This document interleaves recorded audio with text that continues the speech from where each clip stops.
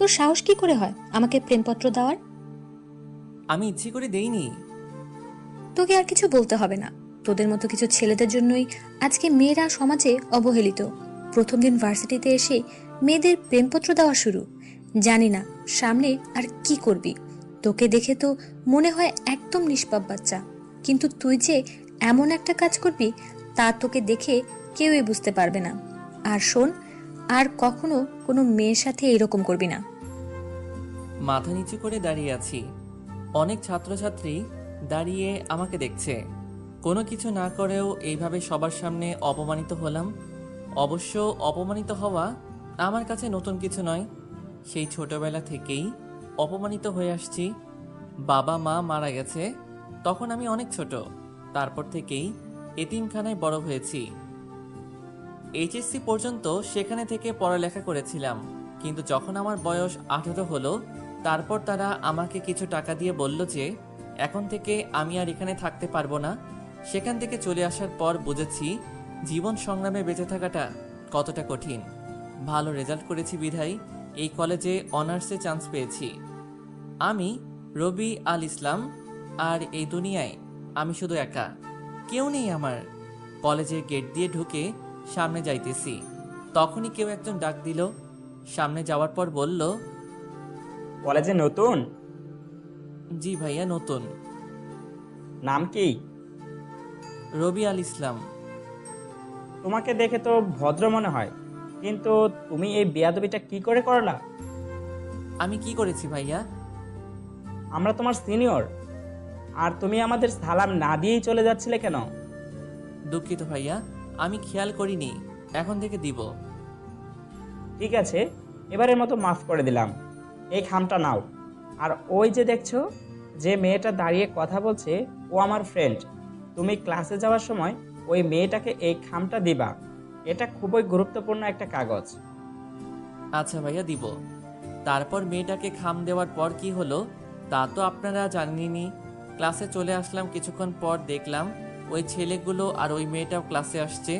তার মানে ছেলেগুলো আমার সিনিয়র নয়। স্যার এসে সবার সাথে পরিচয় পর্ব সেরে নিলেন। প্রথম দিন ছিল বলে আজকে তেমন আর ক্লাস হয়নি। কলেজ থেকে বের হব তখনই দেখলাম এই ছেলেগুলো আড্ডা দিচ্ছে আর বলতে লাগলো, সাকিব, তুই তো ছেলেটাকে ভালোই বোকা বানালি। ছেলেটাকে জার্গো দিয়ে অনেক মজা পেয়েছি। তা যা বলেছিস, ছেলেটা কিন্তু ভীষণ বোকা। কালকে আবার নতুন কিছু দিতে হবে। এই বলে সবাই হাসতে লাগলো। কলেজ থেকে বের হয়ে আসলাম আর ভাবতে থাকলাম এদের থেকে যতই দূরে থাকবো ততই ভালো। এক রুমের একটা বাসা ভাড়া করেছিলাম আর এতিমখানা থেকে একটা হোটেলে চাকরির ব্যবস্থা করে দিয়েছিল। 3টা থেকে রাত 9টা পর্যন্ত। বাসায় গিয়ে কিছু খেয়ে ঘুমিয়ে পড়লাম। ঘুম থেকে উঠতে একটু দেরি হয়ে গেছিল, তাই হোটেলে ঠিক টাইমে পৌঁছাতে পারি নাই।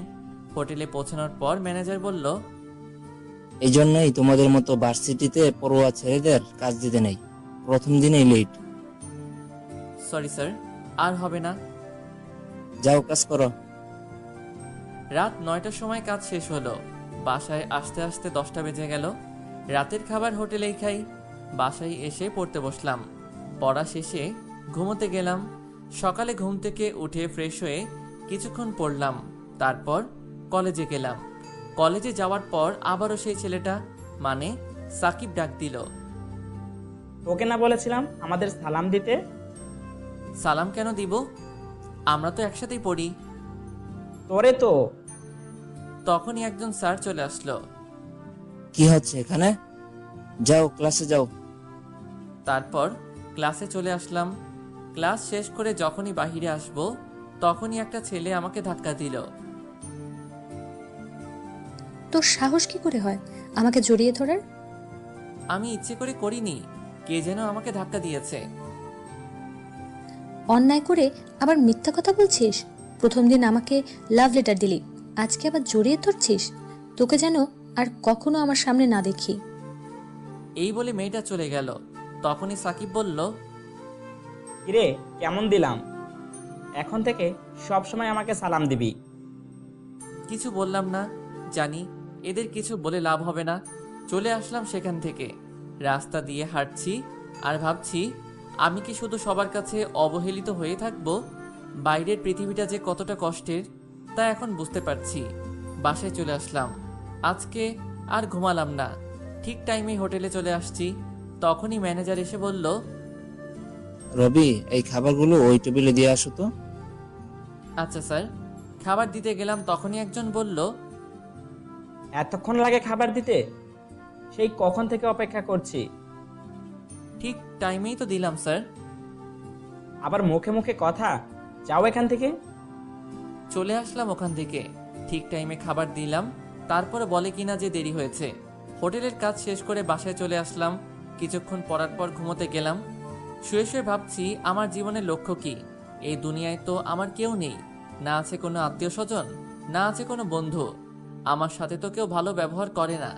জানি না এই অবহেলিত জীবনের সমাপ্তি কখন ঘটবে। আমি মরে গেলে আমার লাশ দাফন করার জন্য কেউ থাকবে না। এসব ভাবছি আর দু চোখ বেয়ে পানি পড়ছে। সকালে ঘুম থেকে উঠে কিছুক্ষণ পড়লাম, তারপর কলেজে আসলাম। ক্লাসে বসে আছি, সবাই যার যার মতো আড্ডা দিচ্ছে, আর আমি পিছনের বেঞ্চে বসে আছি। কারণ হলো আমি তাদের মতো নই। হঠাৎ করে সাকিব বলল, কিরে, তুই প্রতিদিন একই শার্ট পরে কলেজে কেন আসিস? কলেজের মানবতার দেয়াল থেকে কিছু কাপড় নিস, ওগুলো তোর পরনের কাপড়ের থেকেও ভালো।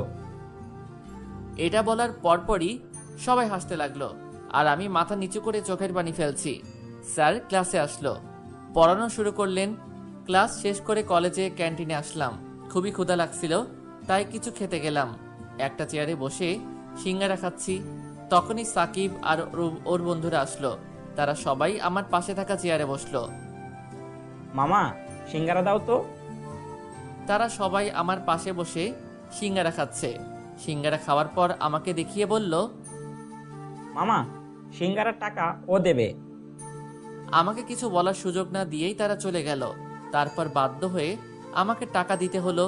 তারপর সেখান থেকে বাসায় চলে আসলাম। ভাবছি আজকে দুপুরে না খেয়ে থাকতে হবে।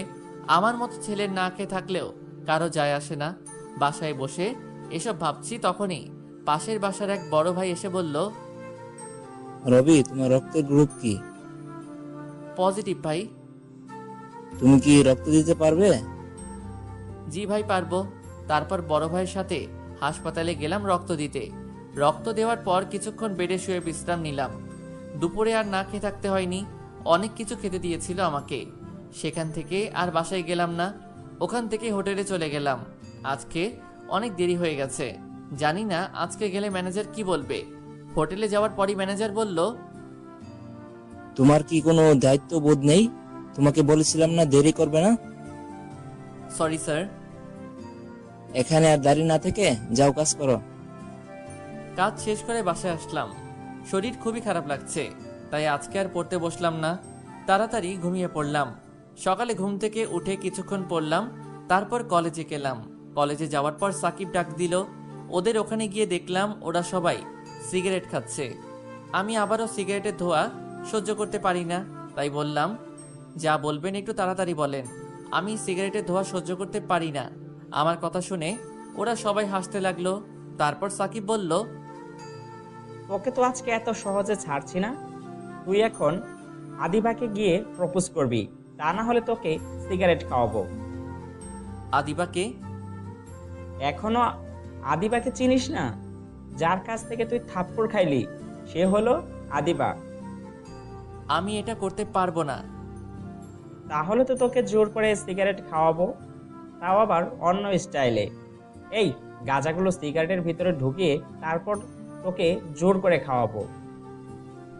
দয়া করে আমার সাথে এমনটা করবেন না। তাহলে যা, আবিদাকে প্রপোজ কর। বাধ্য হয়ে প্রপোজ করতে গেলাম। আদিবার সামনে গিয়ে মাথা নিচু করে আদিবাকে প্রপোজ করলাম। ছোট লোকের বাচ্চা, তুই আবার আমাকে প্রপোজ করছিস? তোকে বলছিলাম না আর কখনো আমার সামনে আসবি না। তারপর আমাকে প্রিন্সিপালের রুমে নিয়ে গেল। তুমি আদিবাকে বিরক্ত কেন করছো? তোমাদের মতো ছেলের জন্য কলেজের মান সম্মান নষ্ট হয়।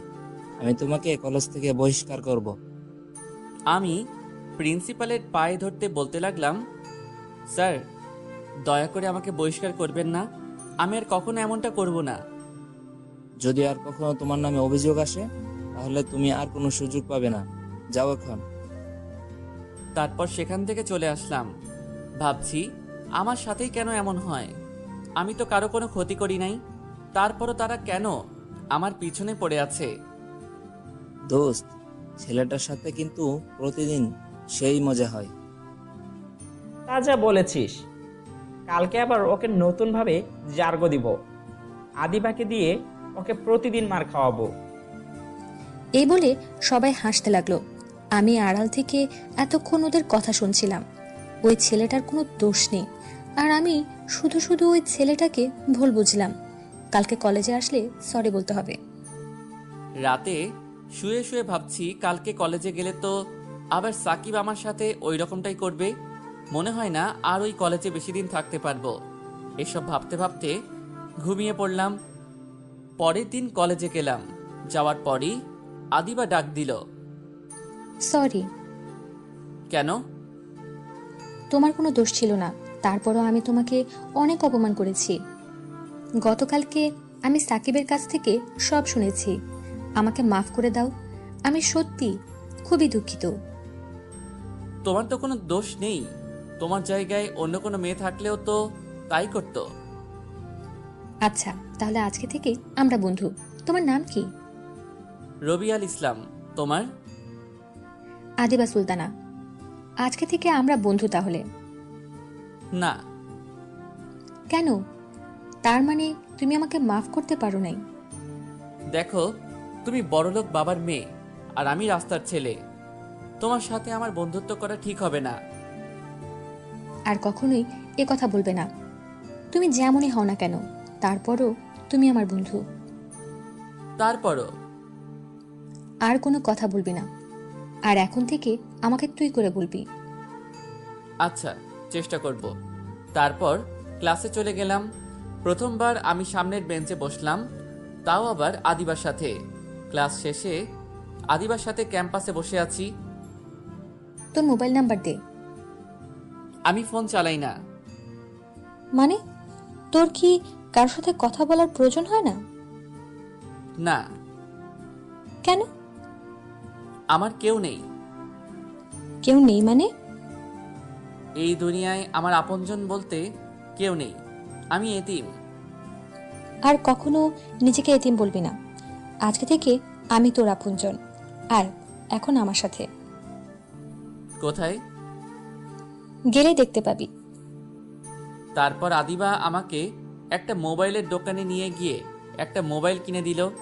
আমার সব কথা শুনে করুণা করছিস আমাকে?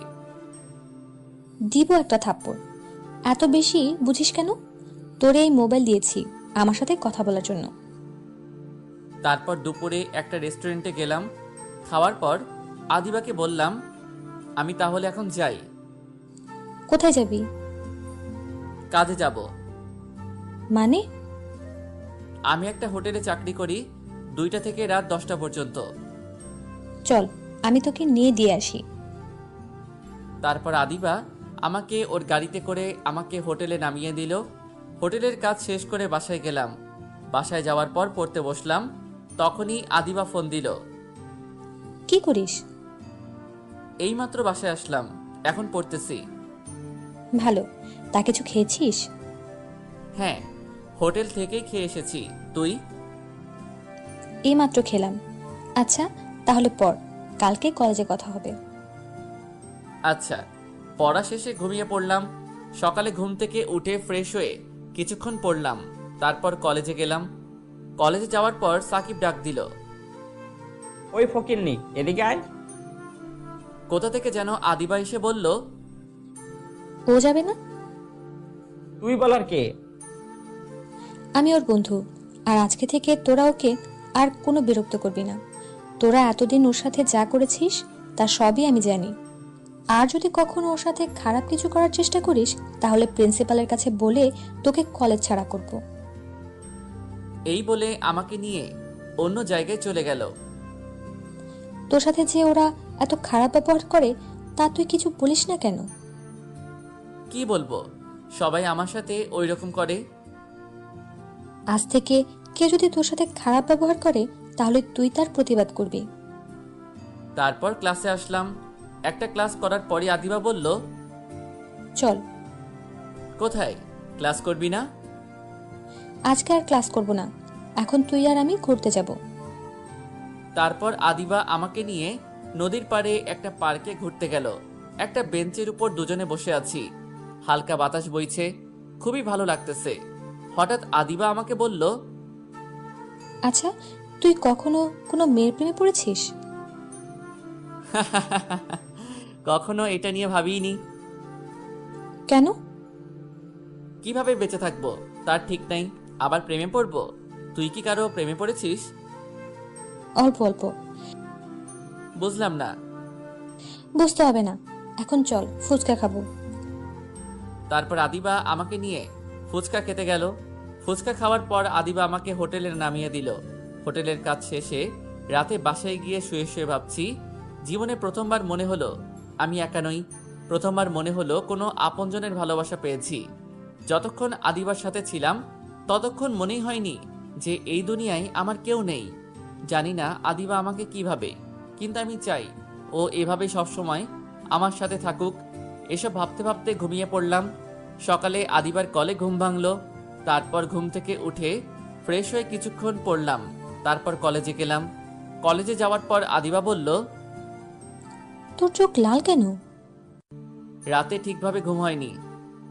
কেন? এমনি। আচ্ছা যাই হোক, আজকে তোকে হোটেলে যেতে হবে না। কেন? আজকে আমার জন্মদিন, সন্ধ্যায় বাসায় পার্টি আছে, আর তুই সেখানে অবশ্যই আসবি। শুভ জন্মদিন, কিন্তু আমি না গেলে হয় না? কি বললি তুই? কেন, আসলে কি হবে? আসলে সেখানে কত বড় বড় লোক থাকবে, আর আমি সামান্য একটা হোটেলে কাজ করে এতিম ছেলে। তুই অনেক কথা শুনবি। সবাই বলবে আমার মতো একটা ছেলে কি করে তোর বন্ধু হলো। সবাই কি বললো তা আমি পরোয়া করি না। তুই যদি আমাকে তোর বন্ধু মনে করিস তাহলে অবশ্যই আসবি, আর এভাবে খালি খালি জন্মদিনের শুভেচ্ছা জানালে হবে না। আমার গিফট কই? মানে গিফট? গিফটের কথা শুনেই আমার মনটা খারাপ হয়ে গেল। আচ্ছা, নিয়ে আসবো। এই, আমি খুব দুঃখিত, আমি তো মজা করছিলাম। তোর কোনো গিফট আনতে হবে না, তুই আসলেই আমি খুশি। না, তা কি করে হয়? সেখানে সবাই তো গিফট নিয়ে আসবে। সবাই আর তুই এক না, তোর কাছে আমার কোনো গিফট চাই না। আমার কাছে তুই আমার জন্য গিফট। তোর সাথে সময় কাটানোর পর যে ভালো লাগা কাজ করে তা আমার জীবনে আর কখনো হয়েছে কিনা জানি না। তোর কোনো গিফট আনতে হবে না, শুধু তুই আসলেই আমি অনেক বেশি খুশি হব। আচ্ছা, দেখা যাবে, এখন চল। তারপর ক্লাসে গেলাম। আজকে আদিবা কলেজ থেকে একটু তাড়াতাড়ি চলে গেল। আদিবা চলে আসার পর কেমন জানি ভালো লাগছিল না, তাই আমিও বাসায় চলে আসলাম। বাসায় এসে ভাবতে লাগলাম আমার কি করা উচিত। সেখানে যাওয়া কি ঠিক হবে, নাকি শুধু গিফটটা দিয়ে আসবো? যদি যাই তাহলে আদিবা অনেক কথা শুনবে, সেটা আমি নিশ্চিত। আর যদি না যাই তাহলে তো আদিবা অনেক কষ্ট পাবে। তা আমি আদিবাকে জেনে শুনে কষ্ট দিতে পারি না। এই জীবনে প্রথম কোনো ব্যক্তি যে আমার এতটা খেয়াল রেখেছিল। আমি আদিবাকে কখনো কষ্ট দিতে পারি না। কিন্তু আদিবার জন্য কি গিফট কিনবো? যাই কিনি না কেন সেটা ওর জন্মদিনের সব থেকে কম দামি গিফট হবে। অনেক কষ্ট করে 2000 টাকা জমিয়েছিলাম। ভেবেছিলাম বাবা মায়ের জন্য মিলাদ পড়াবো। ভাবছি সেটা পরে পড়িয়ে ওই টাকা দিয়ে আদিবার জন্য একটা শাড়ি কিনবো। সন্ধ্যার সময় দোকান থেকে একটা শাড়ি কিনে আদিবাদের বাসায় গেলাম। গেট দিয়ে ঢুকবো তখনই দারোয়ান এসে বাধা দিল। দাঁড়ান, কোথায় যাচ্ছেন? ভিতরে যাব। কে আপনি যে ভিতরে যাবেন? আমি আদিবার বন্ধু। দারোয়ান আমার দিকে অনেকক্ষণ তাকিয়ে থেকে তারপর বলল, ফাজলামি করেন? আপনি কিভাবে আদিবা ম্যাডামের বন্ধু হতে পারেন? আর কিছু বললাম না, চলে আসবো। তখনই আদিবা ডাক দিল, সরি রবি, আপনি ওকে ঢুকতে দিলেন না কেন? সরি ম্যাডাম, আমি বুঝতে পারি নাই। তারপর আদিবা আমাকে বাড়ির ভিতরে নিয়ে গেল। বাড়ির ভিতরে ঢুকেই তো আমি অবাক চোখে তাকিয়ে আছি। অনেক বড় বাড়ি আদিবাদের, আর পুরো বাড়ি অনেক সুন্দর করে সাজানো হয়েছে। এখানে যারা এসেছে তারা সবাই অনেক বড় লোক, আর আমাকে দেখে যে কেউ বুঝে যাবে আমি কি রকম। সবাই আমার দিকে তাকাচ্ছে, কেমন জানি লাগছে আমার। এখানে না আসলেই বুঝে ভালো হতো। এসব ভাবতে থাকলাম। তারপর আদিবা আমাকে নিয়ে কেক কাটতে গেল। প্রথমে ওর বাবা মা, তারপর আমাকে খাইয়ে দিল।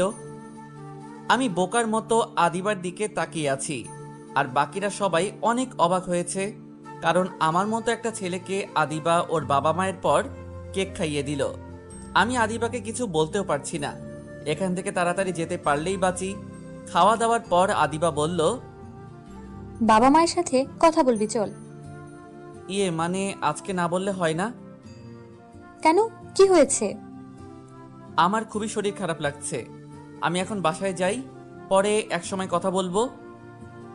আচ্ছা যা, বাসায় গিয়ে ফোন দিস। এই প্যাকেটটা রাখো, কি আছে এতে? খোলার পরই দেখতে পারবি। আচ্ছা, এখনই খুলতেছি। এই না, এখন খুলতে হবে না, পরে খুলিস। পরে খুলবো কেন? কি আছে এতে? সেটা পরে খুললেই দেখতে পারবি। আমি এখন যাই। তারপর সেখান থেকে বাসায় চলে আসলাম। বিছানায় শুয়ে শুয়ে ভাবছি, আদিবা ওর বাবা মায়ের পরই আমাকে কেন কেক খাইয়ে দিল। আমি কল্পনাই করতে পারি নাই যে আদিবা আমাকে তখন কেক খাইয়ে দিবে। সেখানে উপস্থিত সবাই অনেক অবাক হয়েছে। আদিবার বাবা মা কি ভাববে জানি না। এত কিছু হওয়ার পরও কিভাবে তাদের সাথে কথা বলতাম। তাই তো দেখা না করে চলে এসেছি। আদিবাকে যত দেখছি ততই অবাক হচ্ছি। ও কি শুধুই আমাকে ফ্রেন্ড ভাবে, না অন্য কিছু? ওর সাথে যদি আর কিছুদিন এভাবে থাকি তাহলে আমি তো ওকে ভালোবেসে ফেলবো। এখনই ওর কথা না ভেবে একদিনও থাকতে পারি না। ওই আমার জীবনের প্রথম ব্যক্তি যে আমার এতটা খেয়াল রেখেছে। জীবনে প্রথমবার মনে হয়েছে কোনো আপনজনের ভালোবাসা পেয়েছি। জানি না ওকে ছাড়া কোনো দিনও থাকতে পারবো কিনা, কিন্তু ও তো আর সবসময় আমার সাথে থাকবে না। আমার মনে হয় ও আমাকে ভালোবাসে। তাহলে কি ওকে আমার মনের কথা বলে দিব? কিন্তু ও যদি আমাকে ভালো না বাসে তাহলে তো আমাকে ভুল বুঝবে। তার চেয়ে না বলাই থাক, শুধু বন্ধু হয়ে থাকি।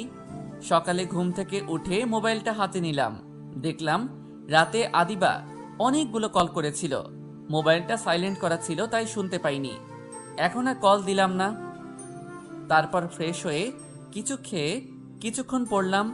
তারপর কলেজে গেলাম। কলেজে গিয়ে দেখলাম আদিবার আমার আগেই চলে এসেছে। আমাকে দেখেই রাগী কণ্ঠে বলতে লাগলো, রাতে কই ছিলি? কেন, বাসায় ছিলাম। কতগুলো কল করেছি, ধরলি না কেন? আসলে তোদের ওখান থেকে আসার পর পরই ঘুমিয়ে গেছিলাম, আর মোবাইল সাইলেন্ট করা ছিল, তাই শুনতে পাইনি। তোকে বলেছিলাম না গিফট না আনতে, তারপর কেন আনলি? কেন, পছন্দ হয়নি? দিব এক থাপ্পড়। পছন্দ হবে না কেন? কত সুন্দর একটা শাড়ি, কিন্তু তুই এত টাকা কিভাবে জোগাড় করলি? এত টাকা কোথায়? মাত্র 2000 টাকা। তোর জন্মদিনের সব থেকে কম দামি গিফট। টাকা আমার কাছে ছিল। তোকে দেখে বোঝা যাচ্ছে যে তুই মিথ্যা কথা বলছিস। সত্যি কথা বল। আসলে একটু একটু করে ওই টাকাগুলো জমিয়েছিলাম। ভেবেছিলাম বাবা মায়ের নামে মিলাদ পড়াবো। এখন ভাবছি মিলাদ পরে পড়াবো। তার মানে ওই টাকা দিয়েই তুই আমার জন্য শাড়ি কিনেছিস? আদিবার দু চোখ পেয়ে পানি পড়ছে, আর সাথে সাথেই আমাকে জড়িয়ে ধরে কাঁদতে কাঁদতে বলল, কেন তুই ওই টাকা দিয়ে শাড়ি কিনতে গেলি? তোর কাছে আমার কোনো গিফট চাই না, আমার কাছে তুই সব থেকে বড় গিফট। চল এখন। কোথায়? একটা এতিমখানায় যাব। কেন? তোর বাবা মায়ের জন্য মিলাদ পড়াতে। না, এটা আমি করতে পারবো না। কেন? আমি আমার নিজের টাকা দিয়ে বাবা মায়ের জন্য মিলাদ পড়াবো। তো কি হয়েছে?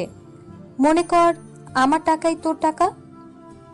কিছু মনে করিস না।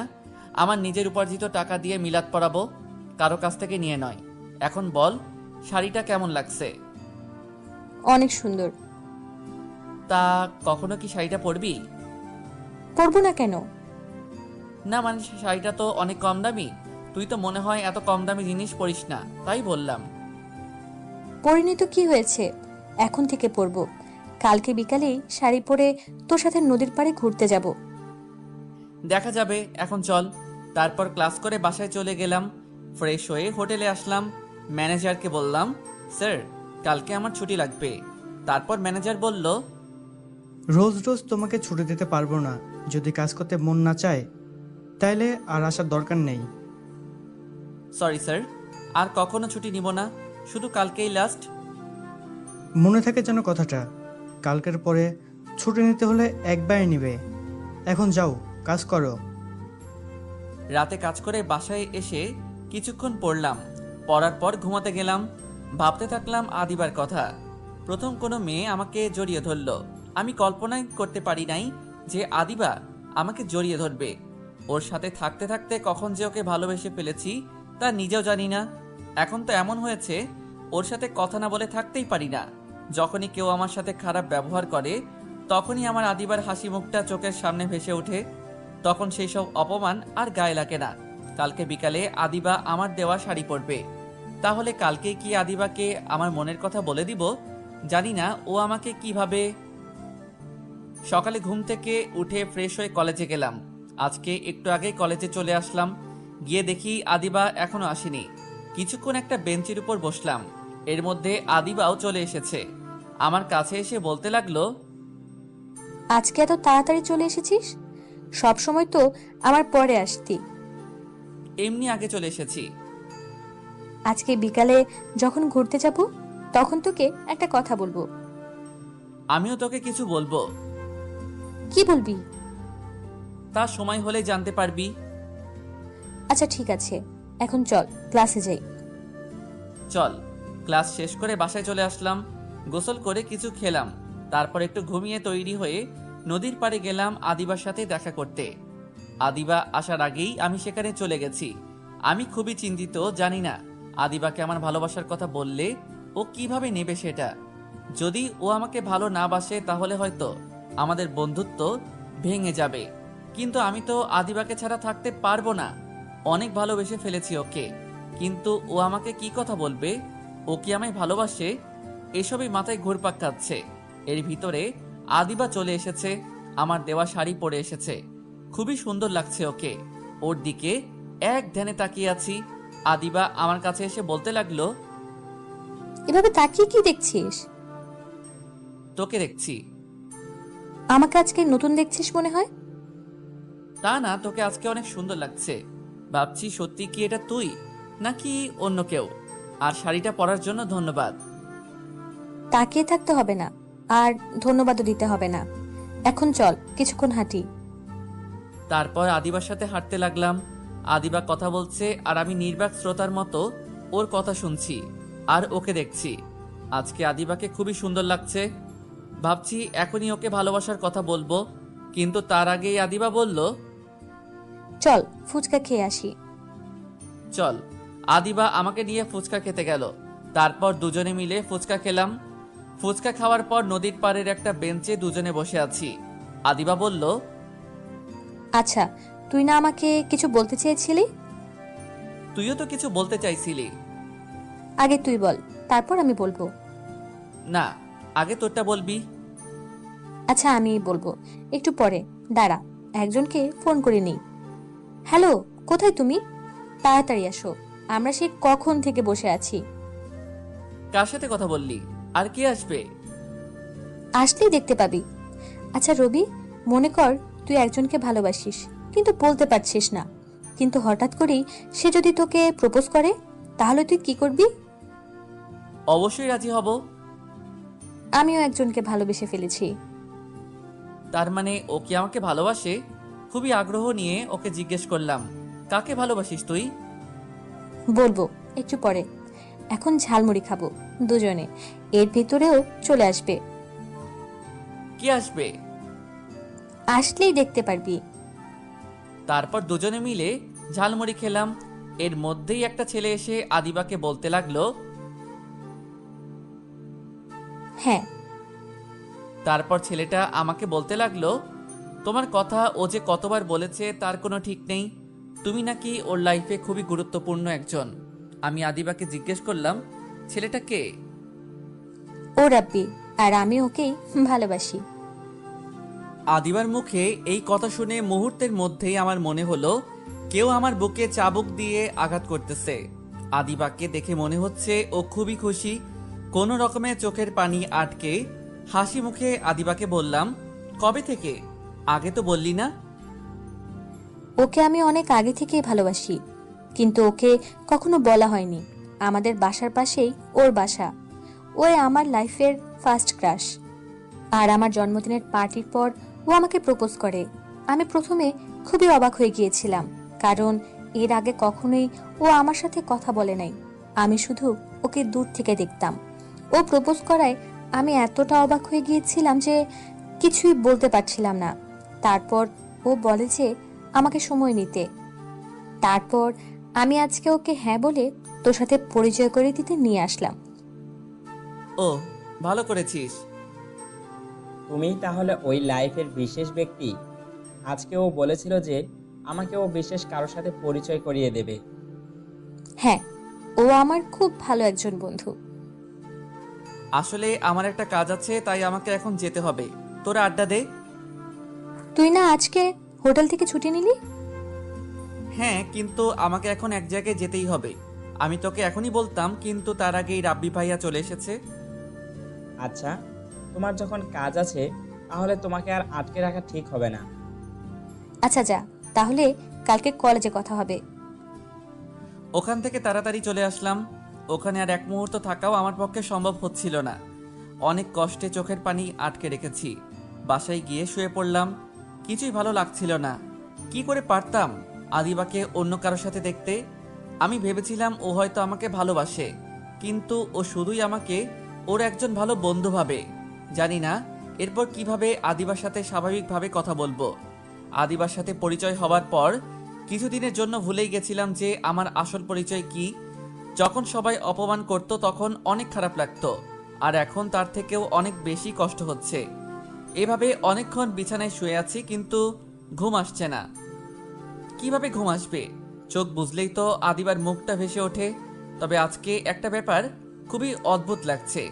প্রতিদিন তো আদিবা এই সময় ফোন দেয়, কিন্তু আজকে তো দিল না।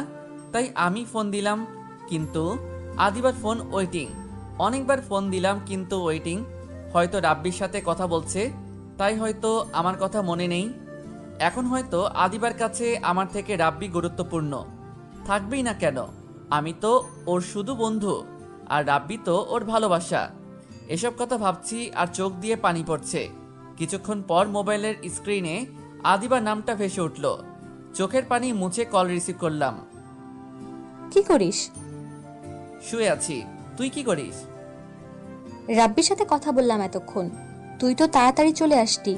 জানিস এরপর আমরা কত আড্ডা দিয়েছি। আমার কাজ ছিল, তাই তো আগে চলে আসছি। জানিস রাব্বি আমার প্রতি কত কেয়ারিং। আমি বাসায় আসছি কিনা, খেয়েছি কিনা, সবকিছুর খবরও রাখে। ও আমাকে অনেক ভালোবাসে। আমি খুবই ভাগ্যবান যে ওর মতো একজনকে পেয়েছি।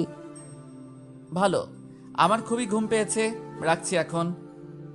চোখের পানি আর কন্ট্রোল করতে পারছিলাম না, তাই তাড়াতাড়ি ফোনটা রেখে দিলাম। নিজের ভালোবাসার মানুষের মুখে যদি অন্য কারো প্রশংসা শুনতে হয়, তাহলে এর চেয়ে কষ্টের আর কিছু নাই। আগে আদিবা ফোন দিলে আমার খোঁজ খবর রাখতো, আর এখন আদিবার খোঁজ খবর অন্য কেউ রাখে। হয়তো আদিবা রাব্বির সাথেই অনেক সুখী থাকবে।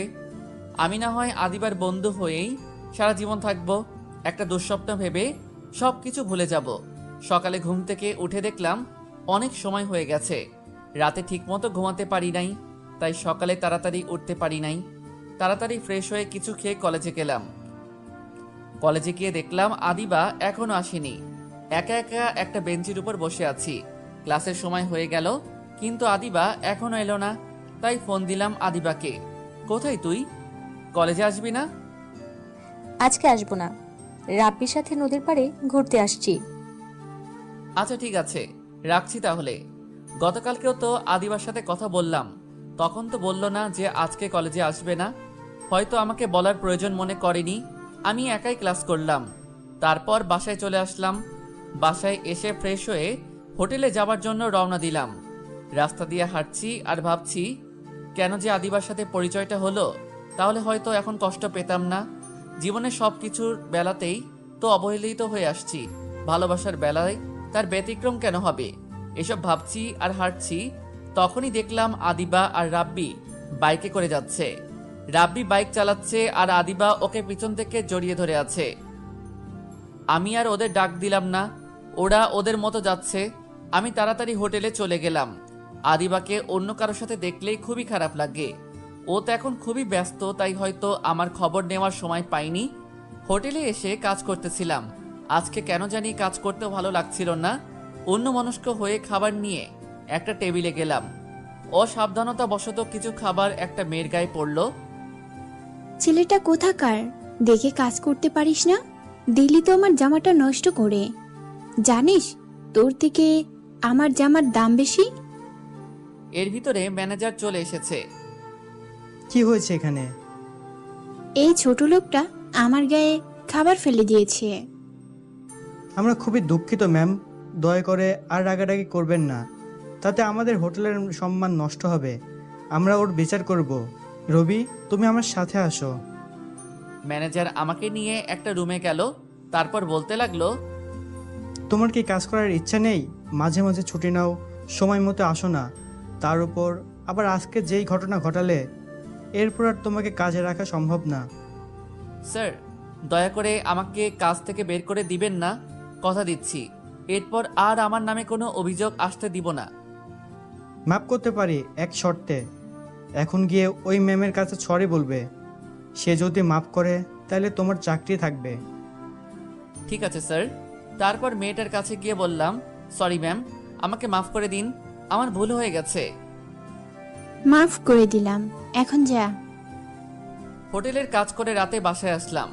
বিছানায় শুয়ে শুয়ে ভাবছি, দুনিয়াটা বড়ই অদ্ভুত।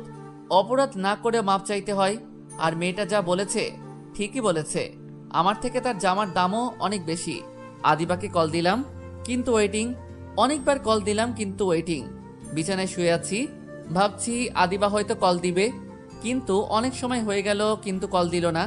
ওর কাছে কি আমি এতটাই মূল্যহীন যে একবারও আমাকে কল দিতেও পারলো না? ওকে তো আর আমি ভালোবাসতে বলছি না, আমি তো শুধু ওর বন্ধু হয়ে থাকতে চাইছিলাম। এগুলো ভাবতে ভাবতে একটা সময় ঘুমিয়ে গেলাম। সকালে ঘুম থেকে উঠেই আগে ফোনটা হাতে নিলাম, কিন্তু যে আশায় হাতে নিয়েছিলাম তা পূরণ হয়নি। আদিবা আমাকে একটি বারও কল করেনি। হয়তো ওর কাছে এখন রাব্বি সব। ফ্রেশ হয়ে কিছুক্ষণ পড়লাম, কিন্তু পড়ায় একদমই মন বসছিল না। তারপরও পড়ার চেষ্টা করলাম। পড়া শেষে কিছু খেয়ে কলেজে আসলাম। গিয়ে দেখি আদিবা এখনো আসেনি, তাই একা একা একটা বেঞ্চের উপর বসে সময় কাটালাম। ক্লাস শুরু হওয়ার কিছুক্ষণ আগে আদিবা আসলো। এত দেরি হলো কেন আজকে? আর বলিস না, গতকালকে অনেক রাত পর্যন্ত রাব্বির সাথে কথা বলেছিলাম, তাই ঘুম থেকে উঠতে দেরি হয়েছে। রাতে তোকে অনেকবার কল দিয়েছিলাম। সরি, আমি খেয়াল করিনি। রাব্বির সাথে কথা বলে ঘুমিয়ে গিয়েছিলাম, তাই মনে ছিল না। প্লিজ কিছু মনে করিস না। আরে না, মনে করার কি আছে? আচ্ছা, বিকালে তোর সাথে নদীর পাড়ে ঘুরতে যাব, ঠিক আছে? না, বিকেলে যাওয়া যাবে না। হোটেল থেকে আমাকে ছুটি দিবে না। তাহলে কালকে কলেজ টাইমে যাব, ঠিক আছে? আচ্ছা। তারপর ক্লাস করে বাসায় চলে আসলাম। আজকে অনেক খুশি লাগছে, কারণ কালকে আদিবার সাথে ঘুরতে যেতে পারবো। এত খুশি হয়ে কাজ নাই। এখন তাড়াতাড়ি রেডি হয়ে হোটেলে যেতে হবে। দেরি করলে চাকরি থাকবে না, আমাকে আর কোনো সুযোগও দিবে না। ঠিক সময়ে হোটেলে চলে আসলাম। তারপর নিজের কাজ করতে লাগলাম। আমাকে দেখে ম্যানেজার বলতে লাগলো, প্রতিদিন এভাবে ঠিক সময়ে আসবে আর ভালোভাবে কাজ করবে। জি স্যার। আজকে কাজ করেও কেন জানি অনেক আনন্দ পাচ্ছি। হয়তো আদিবার জন্য, কারণ কালকে ওর সাথে নদীর পাড়ে ঘুরতে যাব। অনেকদিন পর আদিবার সাথে আড্ডা দিব, ভাবতেই অনেক ভালো লাগছে। কাজ করে বাসায় চলে আসলাম। ফ্রেশ হয়ে কিছুক্ষণ পড়লাম। তারপর ভাবছি আদিবাকে একটা ফোন দিব। যেই ভাবা সেই কাজ, আদিবাকে ফোন দিলাম, কিন্তু ফোন ওয়েটিং। অনেকবার ফোন দিলাম তাও ওয়েটিং। ধুর, মুডটাই খারাপ হয়ে গেল। আরে আমি এত চিন্তা করছি কেন? কালকে তো আদিবার সাথে কথা হবেই, এই ভেবে ঘুমিয়ে পড়লাম। সকালে কলেজে গিয়ে দেখলাম আদিবা এখনো আসেনি। আগে আদিবা সবসময় আমার আগেই কলেজে আসতো। ইদানিং দেখছি আদিবা কলেজে খুবই লেট করে আসে। হয়তো রাতে রাব্বির সাথে কথা বলে, তাই সকালে ঘুম থেকে উঠতে দেরি হয়। মন খারাপ করে একটা বেঞ্চের উপর বসে রইলাম। কিছুক্ষণ পর আদিবা বসলো। কি রে, এভাবে বেঞ্চের উপর বসে কি ভাবছিস? কিছু না, তোর জন্য অপেক্ষা করছি। সরি, আমার আসতে একটু দেরি হয়ে গেল। কোনো সমস্যা না, এখন চল নদীর পাড়ে যাই। তারপর আমি আর আদিবা নদীর পাড়ে ঘুরতে গেলাম। বেঞ্চের উপর বসে দুজনে কথা বলছি। হঠাৎ আদিবা কাকে যেন ফোন দিয়ে আসতে বলল। কারে আসতে বললি? রব্বিকে। মুহূর্তের মধ্যেই মনটা খারাপ হয়ে গেল। তার মানে আদিবা আমার জন্য আসেনি, রাব্বির সাথে ঘুরতে এসেছে আর আমাকে সাথে করে নিয়ে এসেছে। কিছুক্ষণ পর রাব্বি আসলো। রাব্বি আর আদিবা কথা বলছে আর আমি বোকার মতো বসে আছি। আমার খুবই খারাপ লাগতেছে। আদিবা আমার সাথে কি করে করতে পারলো এমনটা? আমি তোকে ঘুরতে যাওয়ার কথা বলিনি, ও নিজেই তো আমাকে বলেছে। ওরা দুজনে কথা বলছে, মনে হচ্ছে আমি অপরিচিত কোনো মানুষ। সেখান থেকে চলে আসতেই ইচ্ছে করছে। হঠাৎ করে আদিবা বলল, আমার প্রচুর পানি পিপাসা লাগছে। রবি, তুমি গিয়ে এক বোতল পানি কিনে নিয়ে আসো প্লিজ। আচ্ছা তোমরা কথা বলো, আমি নিয়ে আসছি। মনে হচ্ছে ওদের সেবা করার জন্যই আমাকে নিয়ে আসছে। আমাকে এখানে এনে এইভাবে অপমান না করলেও পারতো আদিবা। পানি নিয়ে বেঞ্চের এই জায়গায় আসলাম, এসে দেখি ওরা নাই। তারপর ওদের খুঁজতে লাগলাম। হঠাৎ দেখলাম ওরা অন্য এক জায়গায় বসে কথা বলছে। আমি পিছন দিকে ছিলাম আর সেখানে অনেক গাছও ছিল, যার কারণে ওরা আমাকে দেখতে পায়নি। আমি ওদের কাছাকাছি আসতে শুনতে পেলাম, আবিদা, তোমাকে কিছু বলতে চাই, জানি না তুমি কিভাবে নেবে। আমি কিছুই মনে করব না, তুমি বলো। রবিকে আমার মোটেও সুবিধার মনে হচ্ছে না। মানে কি বলছো তুমি? দেখো আদিবা, একটা ছেলে আর একটা মেয়ে কখনো শুধু বন্ধু হয়ে থাকতে পারে না। শুধু আমি না, সবাই বলবে এটা। তুমি রবিকে শুধু বন্ধু ভাবলেও আমার মনে হয় সে তোমাকে অন্য কিছু ভাবে। তুমি যখন ওই দিন রবিকে বলেছিলে যে তুমি আমাকে ভালোবাসো, তখন রবিকে দেখে মনে হয়েছিল ও একদমই খুশি হয়নি, আর তাই হয়তো ও কাজের বাহানা দিয়ে চলে গেল। দেখো, আমি রাকিবকে শুধুই আমার একজন ভালো বন্ধু মনে করি। আমি জানি সেটা, কিন্তু এখানে কথা হচ্ছে যে রবি তোমাকে কি ভাবে। আর কোনো বয়ফ্রেন্ড চাইবে না তার প্রেমিকার কোনো ছেলে বেস্ট ফ্রেন্ড থাকুক। তুমি শুধু শুধুই রাকিবকে সন্দেহ করছো, আর ও তো আমাকে বলেনি যে ও আমাকে ভালোবাসে। তুমি শুধুই অযথা টেনশন করছো। দেখো আদিবা, ও তোমার ভালো বন্ধু, তাই হয়তো এখন তুমি এই কথা বলছো। কালকে যখন ও আমার নামে তোমাকে বলবে যে আমি অন্য মেয়েকে নিয়ে ঘুরি, তখন তুমি সত্যিটা না জেনেই আমাকে সন্দেহ করবে। আর বেশিরভাগ সম্পর্ক এই জন্যই নষ্ট হয়। আর একজন মানুষের কাছে দুইজন সমান গুরুত্বপূর্ণ কখনো হতে পারে না। আর আমি চাই না যে তুমি রবির সাথে কথা বলো না। আর তোমার কাছে কে বেশি গুরুত্বপূর্ণ, আমি না রবি? এটা কেমন প্রশ্ন রাকিব? তোমরা দুজনেই আমার লাইফের সমান গুরুত্বপূর্ণ। তোমাকে আমি ভালোবাসি, আর রবি আমার বন্ধু। আর কোনো কারণ ছাড়া কিভাবে আমি রবির সাথে সম্পর্ক নষ্ট করতে পারি? আচ্ছা, তোমার রবির সাথে সম্পর্ক নষ্ট করতে হবে না। যদি কোনোদিন রবি তোমাকে প্রপোজ করে তখন? আশা করি এমনটা কখনো আসবে না। যদি এমনটা হয় তাহলে ওর সাথে আর কোনো সম্পর্ক থাকবে না। আচ্ছা, এখন এসব কথা বাদ দেই। আমার জন্য কেন আদিবার রিলেশন ভেঙে যাবে? ও তো আমাকে শুধুই ওর বন্ধু ভাবে, আমি শুধুই ওকে ভালোবাসি। আর রাব্বি হয়তো চাই না যে আদিবা আমার সাথে কথা বলুক। আমি না হয় ওদের থেকে দূরে চলে যাব। তারপর কিছুক্ষণ পর পানি নিয়ে ওদের কাছে গেলাম। আচ্ছা তোমরা কথা বলো, আমি যাই। কেন? তুমিও আমার সাথে থাকো। না, তোরা আড্ডা দে, আমার আবার হোটেলে যেতে হবে। আচ্ছা, যাও। তারপর আমি ওদের ওখান থেকে চলে আসলাম। আমি চাই না আমার জন্য ওদের সম্পর্ক নষ্ট হোক, তাই ওদের আর বিরক্ত করলাম না। বাসায় এসে গোসল করলাম, তারপর কিছুক্ষণ শুয়ে থেকে হোটেলে গেলাম। আজকেও ঠিক সময় চলে আসলাম, তাই ম্যানেজারের বকা খেতে হলো না। কাজগুলোও ঠিকভাবে করতে লাগলাম। রাতে বাসায় এসে শুয়ে শুয়ে ভাবছি এখন থেকে আদিবাকে ভুলে থাকার চেষ্টা করতে হবে। জানি ওকে ভুলে থাকা আমার পক্ষে খুবই কঠিন, কিন্তু এছাড়া আর কোনো পথ নেই। আমার ভালোবাসা কোনো দিনও সফল হবে না, বরং এভাবে চলতে থাকলে কোনো দিন জানি আদিবাকে প্রপোজ করে বসি, তখন হয়তো ও আমাকে অনেক খারাপ ভাববে আর বন্ধুত্বটাও নষ্ট করে দিবে। তাই এখন থেকে কলেজে যতটা সম্ভব কম কথা বলতে হবে ওর সাথে, তাহলে হয়তো ওর মায়ায় পড়বো না। রাতে আর আদিবাকে ফোন দিলাম না। সকালে ঘুম থেকে উঠে ফ্রেশ হয়ে কলেজে গেলাম। ক্লাস শুরু হওয়া মাত্রই কিছুক্ষণ আগে গেলাম, গিয়ে দেখি আমার আগেই আদিবা চলে এসেছে। ক্লাসের সময় হয়ে গেছে, তাই আর আদিবার সাথে তেমন কথা হয় নাই। তারপর ক্লাস করে ওর সাথে কিছুক্ষণ আড্ডা দিয়ে বাসায় চলে আসলাম। আগের তুলনায় অনেক কম কথা বললাম। বাসায় এসে ফ্রেশ হয়ে কিছুক্ষণ রেস্ট নিলাম, তারপর হোটেলে গেলাম। কাজ করতে করতে হঠাৎ একটা টেবিলের দিকে তাকিয়ে অবাক হয়ে গেলাম, কারণ সেখানে রাব্বি ছিল আর ওর পাশে একটা মেয়ে বসা ছিল। তারপর একটু আড়ালে গিয়ে ওদের কথা শুনতে লাগলাম। বাবু, তুমি এখন আর আমার সাথে আগের মতো কথা বলো না কেন? আসলে বাবু, ইদানিং একটু ব্যস্ত ছিলাম তো তাই।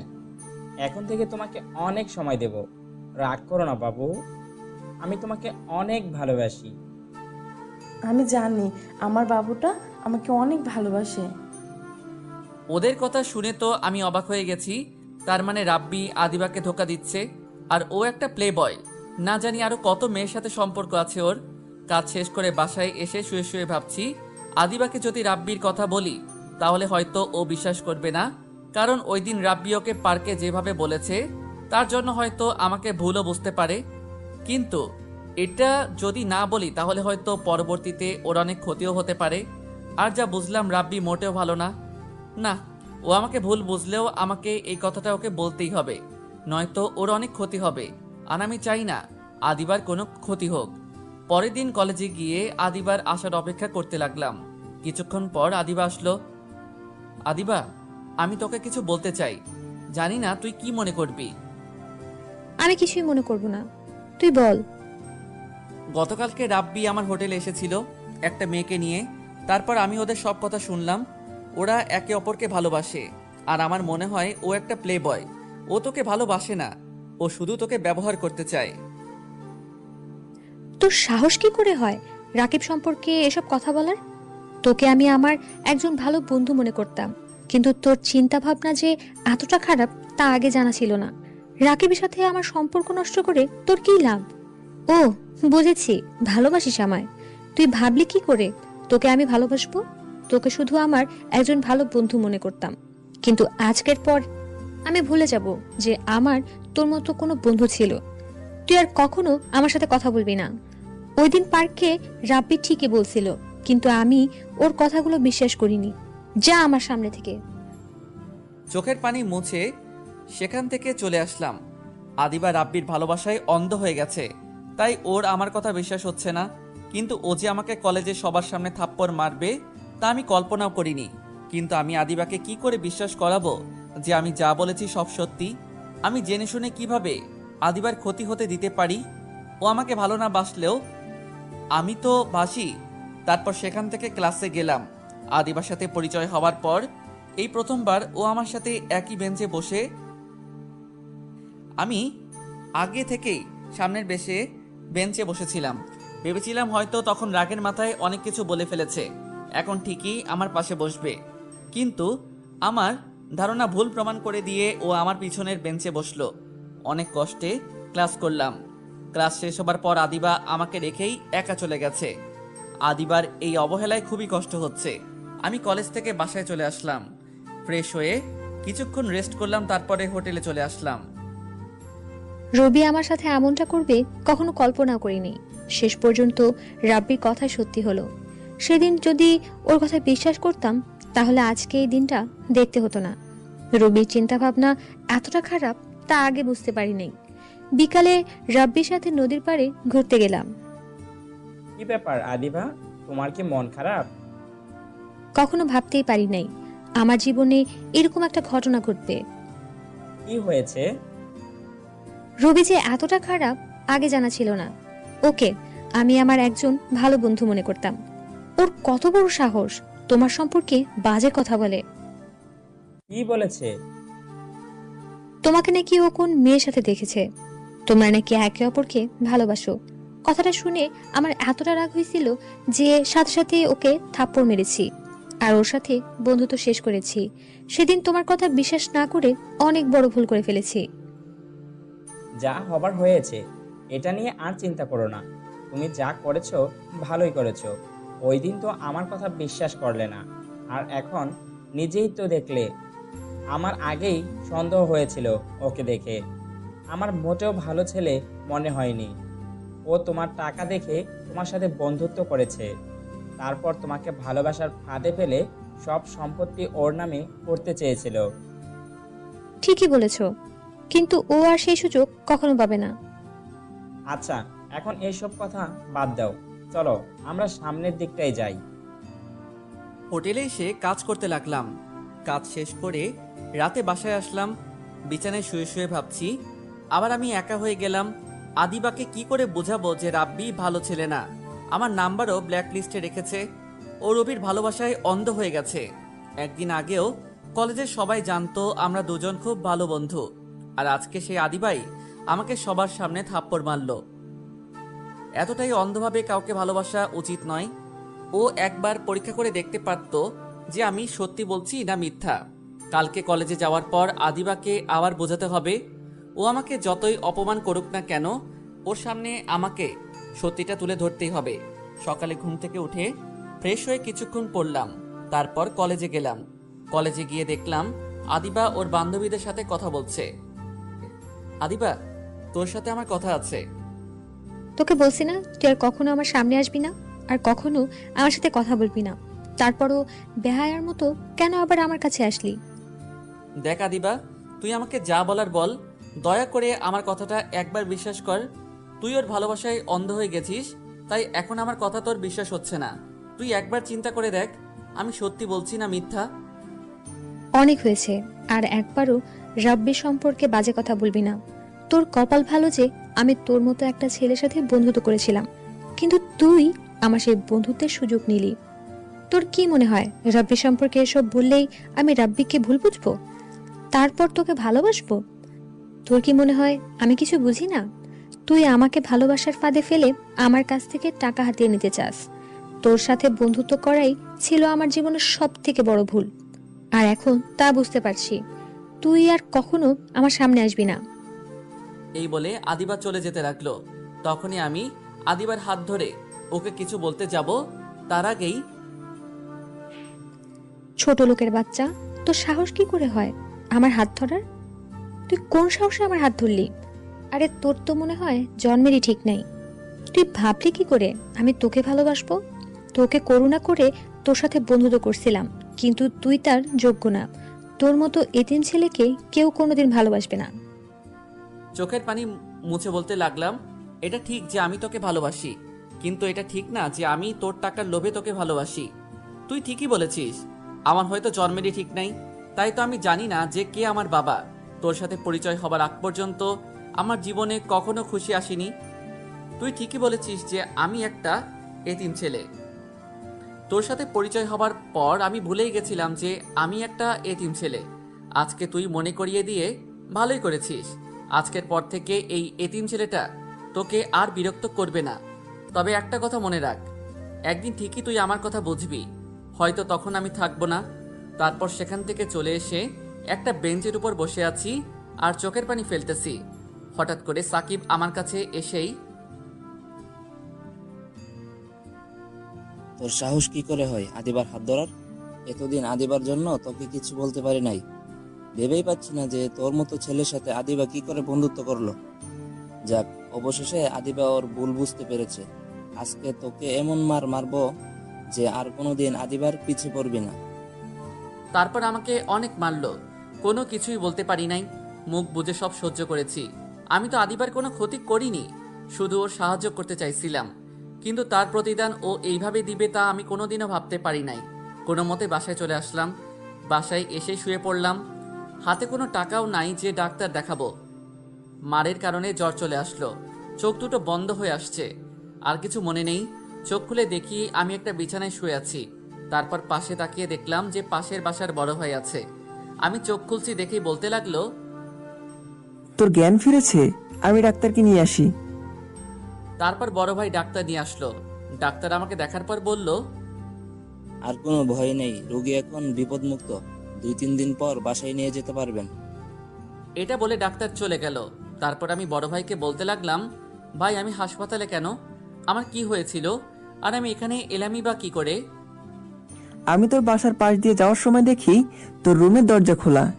এই সময় সাধারণত তোর রুমের দরজা খোলা থাকে না, তাই ভাবলাম হয়তো কোনো চোর হবে। তাই রুমের কাছে গেলাম আর দেখলাম তুই বিছানার উপর শুয়ে আছিস। তোকে দেখে মনে হলো তুই অ্যাক্সিডেন্ট করেছিস। তারপর কাছে গিয়ে তোকে অনেক ডাকলাম, কিন্তু কোনো সাড়া শব্দ পেলাম না। তখন তোর গায়ে হাত দিলাম, তোর শরীর গরম ছিল অনেক। তারপর তোকে হাসপাতালে নিয়ে আসলাম, আর আজকে 2 দিন পর তোর জ্ঞান ফিরল। বড় ভাইয়ের কাছ থেকে এসব শোনার পর আমি আমার সাথে ঘটে যাওয়া ঘটনার কথা মনে করতে লাগলাম। মনে করতেই চোখ দিয়ে পানি গড়িয়ে পড়ল। তোর চোখে পানি কেন? কি হয়েছে আমাকে বল। তারপর বড় ভাইকে আমার সাথে ঘটে যাওয়া সব কিছু বললাম। এত কিছু হয়েছে তোর সাথে? মন খারাপ করিস না, দেখবি একদিন ঠিকই আদিবা ওর ভুল বুঝতে পারবে, আর সেই দিন এসে ও তোর কাছে মাপ চাইবে। হয়তো সেই দিন আমি থাকবো না। ধুর, যত সব বাজে কথা। এখন একটু ঘুমা, তোর শরীর খুবই দুর্বল। আমি একটু বাসা থেকে আসি। আচ্ছা ভাই। তারপর শুয়ে শুয়ে ভাবতে থাকলাম, মানুষ বড়ই অদ্ভুত। একসময় আদিবা আমাকে বলেছিল আমি যেন আর কোনো দিন নিজেকে এতিম না বলি, কিন্তু সেই আদিবাই আমাকে এতিম বলে অপমান করলো। কখন যে ঘুমিয়ে পড়লাম নিজেও জানি না। কিছুক্ষণ পর ঘুম ভাঙলো, দেখলাম বড় ভাই আমার পাশে। যাকে আমার সবকিছু ভেবেছিলাম তার জন্যই আজকে আমার এই অবস্থা। অথচ আপনি আমার রক্তের কেউ নন, তারপরও আমার জন্য এত কিছু করেছেন। জানি না আপনার এই ঋণ আমি কিভাবে শোধ করব। অনেক বেশি কথা বলিস তুই। তোকে বলছি ঋণ শোধ করতে। তুই না, আমি তোর ঋণ কিভাবে শোধ করব জানি না। মানে? তুই ওই দিন যদি আমার বোনকে রক্ত না দিতি, তাহলে হয়তো তাকে বাঁচানো যেত না। তাছাড়া তোর মতো ছেলে আমি খুব কমই দেখছি। তোর জায়গায় যদি অন্য কোনো ছেলে থাকতো তাহলে হয়তো খারাপ হয়ে যেত, কিন্তু তুই ঠিক তার উল্টো। আমার বিশ্বাস একদিন তুই অনেক বড় হবি। 2 দিন হাসপাতালে থাকার পর আজকে রিলিজ দিল। এই 2 দিন বড় ভাই প্রায় সব সময়ই আমার পাশে ছিল। হাসপাতাল থেকে রিলিজ পেয়ে বাসায় চলে আসলাম। এখন অনেকটাই সুস্থ। বাসায় আসার পর রেস্ট নিয়ে হোটেলে গেলাম। অনেক দিন হোটেলে যাই না, জানি না ম্যানেজার কি বলবে। হোটেলে যাওয়ার পর আমাকে দেখেই ম্যানেজার বলল, তুমি এখানে কেন? স্যার আমি খুবই দুঃখিত এতদিন না আসার জন্য। আসলে আর কিছু বলতে হবে না। আমি কি তোমার কাছে কিছু জানতে চেয়েছি? এতদিন আসো নাই ভালো কথা, আর আসতেও হবে না। এই নাও তোমার পাওনা টাকা, আর এখান থেকে বিদায় হও। স্যার দয়া করে আমার সাথে এমনটা করবেন না। এই চাকরিটা আমার খুব প্রয়োজন। দয়া করে আমাকে চাকরি থেকে বহিষ্কার করবেন না। আপনি আমার কথাটা একবার শুনুন, তারপর যা সিদ্ধান্ত নেবার নেবেন। তোমার কোনো কথা শুনতে চাই না। তুমি যদি আর এক মুহূর্ত এখানে দাঁড়াও, তাহলে আমি দারোয়ান ডাকতে বাধ্য হব। না স্যার, তার আর দরকার হবে না, আমি চলে যাচ্ছি। তারপর সেখান থেকে চলে আসলাম। রাস্তা দিয়ে হাঁটছি আর ভাবছি, অবহেলিত জীবনটা এত কম সময়ে ইতি ঘটাবে তা ভাবতে পারিনি। জীবন সংগ্রামে বাঁচতে অনেক যুদ্ধ করেছি। আমি যত উপরে উঠছি, মানুষ আমাকে তত নিচের দিকে টেনে নিচ্ছে। জীবনে কখনো কারো ভালোবাসা পাইনি। প্রথমবার কেউ একজন আমার সঙ্গ দিয়েছিল, কিন্তু শেষ পর্যন্ত সেও আমাকে ছেড়ে চলে গেছে। আদিবা ঠিকই বলেছে, আমার হয়তো জন্মেরই ঠিক নেই, তাই তো জানি না কে আমার বাবা মা। আজকে যদি এই রাস্তায় আমার মৃত্যু হয়, তাহলে হয়তো আমার লাশটাও দাফন হবে না। এই দুনিয়া বড়ই অদ্ভুত। তবে একটা ইচ্ছা মনে হয় অপূর্ণই থেকে যাবে। যদি আমার পরিচয়টা একবার জানতে পারতাম, তাহলে আর কোনো কষ্ট থাকতো না। তাহলে আর কেউ বলতে পারতো না যে আমার জন্মের ঠিক নেই। শেষবারের মতো এই পৃথিবীটাকে দেখে নিচ্ছে। আত্মহত্যা করতে যাব, তখনই শুনতে পেলাম, এই আপনাকে বলছি না আর বিরক্ত করবেন না। বারবার এসে একই কথা জিজ্ঞেস করছেন। বারবার জিজ্ঞেস করলে কি জামাটার দাম কমে যাবে? যেটা কিনতে পারবেন না সেটা নিয়ে পড়ে আছেন কেন? কোথা থেকে যে আসে এসব মহিলা?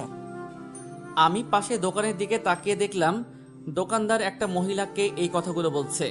আমি দোকানদারকে গিয়ে জিজ্ঞেস করলাম, কি হয়েছে? দেখেন ভাই, এই জামাটার দাম 800 টাকা, আর এই মহিলা বারবার এসে বলছে তাকে 400 টাকাই দিতে। আপনি বলেন ভাই, 800 টাকার জামা 400 টাকায় কিভাবে দিব? তারপর আমি সেই মহিলাকে জিজ্ঞেস করলাম, আপনি এই জামাটা দিয়ে কি করবেন?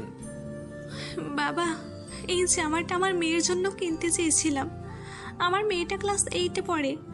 অনেক কষ্ট করে মানুষের বাসায় কাজ করে ওর লেখাপড়া করাই। আমার মেয়েটা আজকে 3 দিন ধরে অসুস্থ। টাকার অভাবে ডাক্তার দেখাতে পারি নাই। আজকে মেয়েটা আমার কাছে নতুন জামা চেয়েছে। কোনো দিন ওকে নতুন জামা কিনে দিতে পারি নাই। ও খুবই অসুস্থ। হয়তো চিকিৎসার অভাবে আর বেশি দিন ওকে বাঁচাতে পারবো না। তাই ওর এই ইচ্ছাটা পূরণ করতে চেয়েছিলাম। আর সকাল থেকে ভিক্ষা করে এই 400 টাকা পেয়েছি। এগুলো বলেই কান্নায় ভেঙে পড়লেন উনি। ওনার কথা শুনে আমারও চোখ দিয়ে পানি গড়িয়ে পড়ল। তারপর নিজের টাকা দিয়ে ওই জামাটা কিনে মহিলাকে বললাম, এই নিন, আর চলেন, আপনার মেয়েকে হাসপাতালে নিয়ে যেতে হবে। তুমি কেন নিজের টাকা দিয়ে জামাটা কিনছো আর আমার মেয়েকে ডাক্তারও দেখাবা? এই দুনিয়ায় আমার কেউ নেই। আমি জানি না কে আমার বাবা মা। আমি একটু আগে আত্মহত্যা করতাম, কিন্তু আল্লাহ তাআলা আমাকে তা করতে দেয়নি। হয়তো উনি আমাকে একটা পরিবার দিতে চেয়েছিলেন। এখন আমি বাঁচবো আমার মা আর বোনের জন্য বাঁচবো। আজ থেকে আপনি আমার মা আর আপনার মেয়ে আমার বোন। কিন্তু বাবা, তুমি কেন আত্মহত্যা করতে যাচ্ছিলে? তারপর তাকে আমার জীবনে সবকিছু বললাম। কেঁদো না বাবা, দেখবা সব ঠিক হয়ে যাবে। তারপর তার বাসায় গেলাম, তার মেয়েকে ডাক্তারের কাছে নিয়ে গেলাম। 3 দিন পর আজকে সুস্থ হলো। আমাকে দেখেই বলতে লাগলো, মা, উনি কে? আজ থেকে আমি তোমার বড় ভাই। তোমার নাম কি? জান্নাত। কিন্তু তুমি আমার বড় ভাই কি করে হলে? তারপর মা জান্নাতকে সবকিছু খুলে বলল। জানো ভাইয়া, আমার সাথে না কেউ ভালো ব্যবহার করে না। স্কুলের সবাই আমার সাথে খারাপ ব্যবহার করে। তখন ভাবতাম, যদি আমার একটা বড় ভাই থাকতো তাহলে কেউ আমার সাথে খারাপ ব্যবহার করতে পারতো না। আমি জান্নাতকে জড়িয়ে ধরে বললাম, এখন থেকে কেউ তোর সাথে খারাপ ব্যবহার করতে পারবে না, কারণ এখন তোর ভাই আছে। জান্নাত আমাকে জড়িয়ে ধরে কাঁদতে লাগলো। জান্নাত সুস্থ হলে ওকে আর মাকে নিয়ে হাসপাতাল থেকে আমার বাসায় নিয়ে গেলাম। আল্লাহ যা করে ভালোর জন্যই করে। হয়তো তিনি আমাকে একটা পরিবার দিতে চেয়েছিলেন, তাই হয়তো আমাকে জীবিত রেখেছেন। কিন্তু আরেকটা জিনিস ভেবে খুবই চিন্তা হচ্ছে, সেটা হলো কিভাবে পরিবারের খরচ চালাবো। বাসার সামনে বসে এগুলো ভাবছি, তখনই বড় ভাই বলল। রবি, তোর বাসায় এরা কারা? বড় ভাইকে সবকিছু খুলে বললাম। ভালোই হয়েছে, তুই একটা পরিবার পেলি। তা তোকে এত চিন্তিত লাগছে কেন? হাসপাতালে থাকার কারণে তো হোটেলে যেতেই পারি নাই, তাই চাকরিটা চলে গেছে। এখন ভাবছি কিভাবে খরচ চালাবো। এত ভাবতে হবে না, তোর তো হোটেলে কাজ করার অভিজ্ঞতা আছে। আমি তোকে অন্য একটা হোটেলে কাজ দিয়ে দিব। অনেক অনেক ধন্যবাদ ভাইয়া। আপনার এই ঋণ আমি হয়তো কোনো দিনও শোধ করতে পারবো না। আপনি না থাকলে হয়তো আমি এতদিনে বেঁচেই থাকতাম না। আর কখনো এই কথা বলবি না। আর সন্ধ্যার সময় রেডি থাকিস, তোকে নিয়ে সেই কাজের জন্য যাব। আচ্ছা ভাই। তারপর বাসায় গিয়ে ফ্রেশ হয়ে কিছু খেয়ে জান্নাতকে নিয়ে বাসার কাছে একটা স্কুলে গেলাম।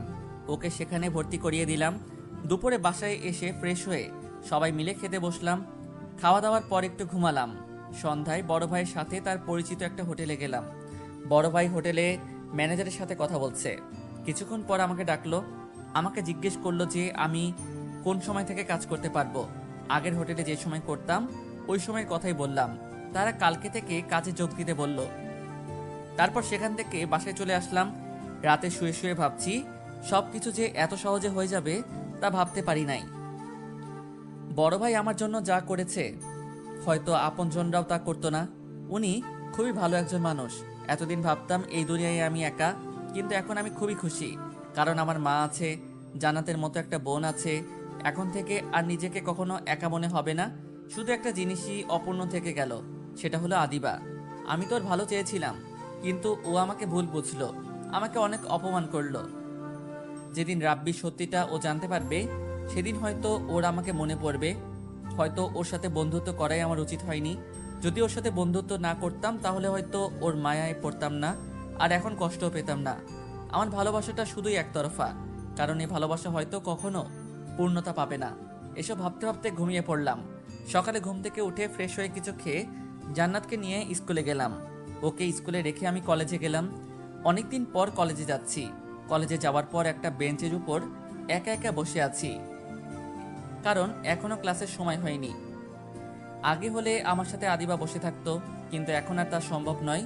দূর থেকে দেখলাম আদিবা ওর বন্ধুদের সাথে কথা বলছে। আদিবা আমাকে দেখেনি, কারণ আমি এমনভাবে আছি যাতে আদিবার চোখ আমার উপর না পড়ে। ও আমাকে বলেছিল আমার মুখ যাতে ওর দেখতে না হয়, তাই যতটা সম্ভব ওর থেকে দূরে থাকতে হবে। একটু আগে ভুলবশত ওর দিকে চোখ পড়েছে। না, আর কখনো বেহায়ের মতো ওর দিকে তাকানো যাবে না, এসব ভাবছি। তখনই পেছন থেকে কে যেন বলল, তুই লুকিয়ে লুকিয়ে আদিবাকে দেখছিস কেন? পিছনে তাকিয়ে দেখলাম সাকিব আমাকে বলছে। আমি ইচ্ছে করে তাকাইনি, হঠাৎ করেই চোখ পড়ে গেছে।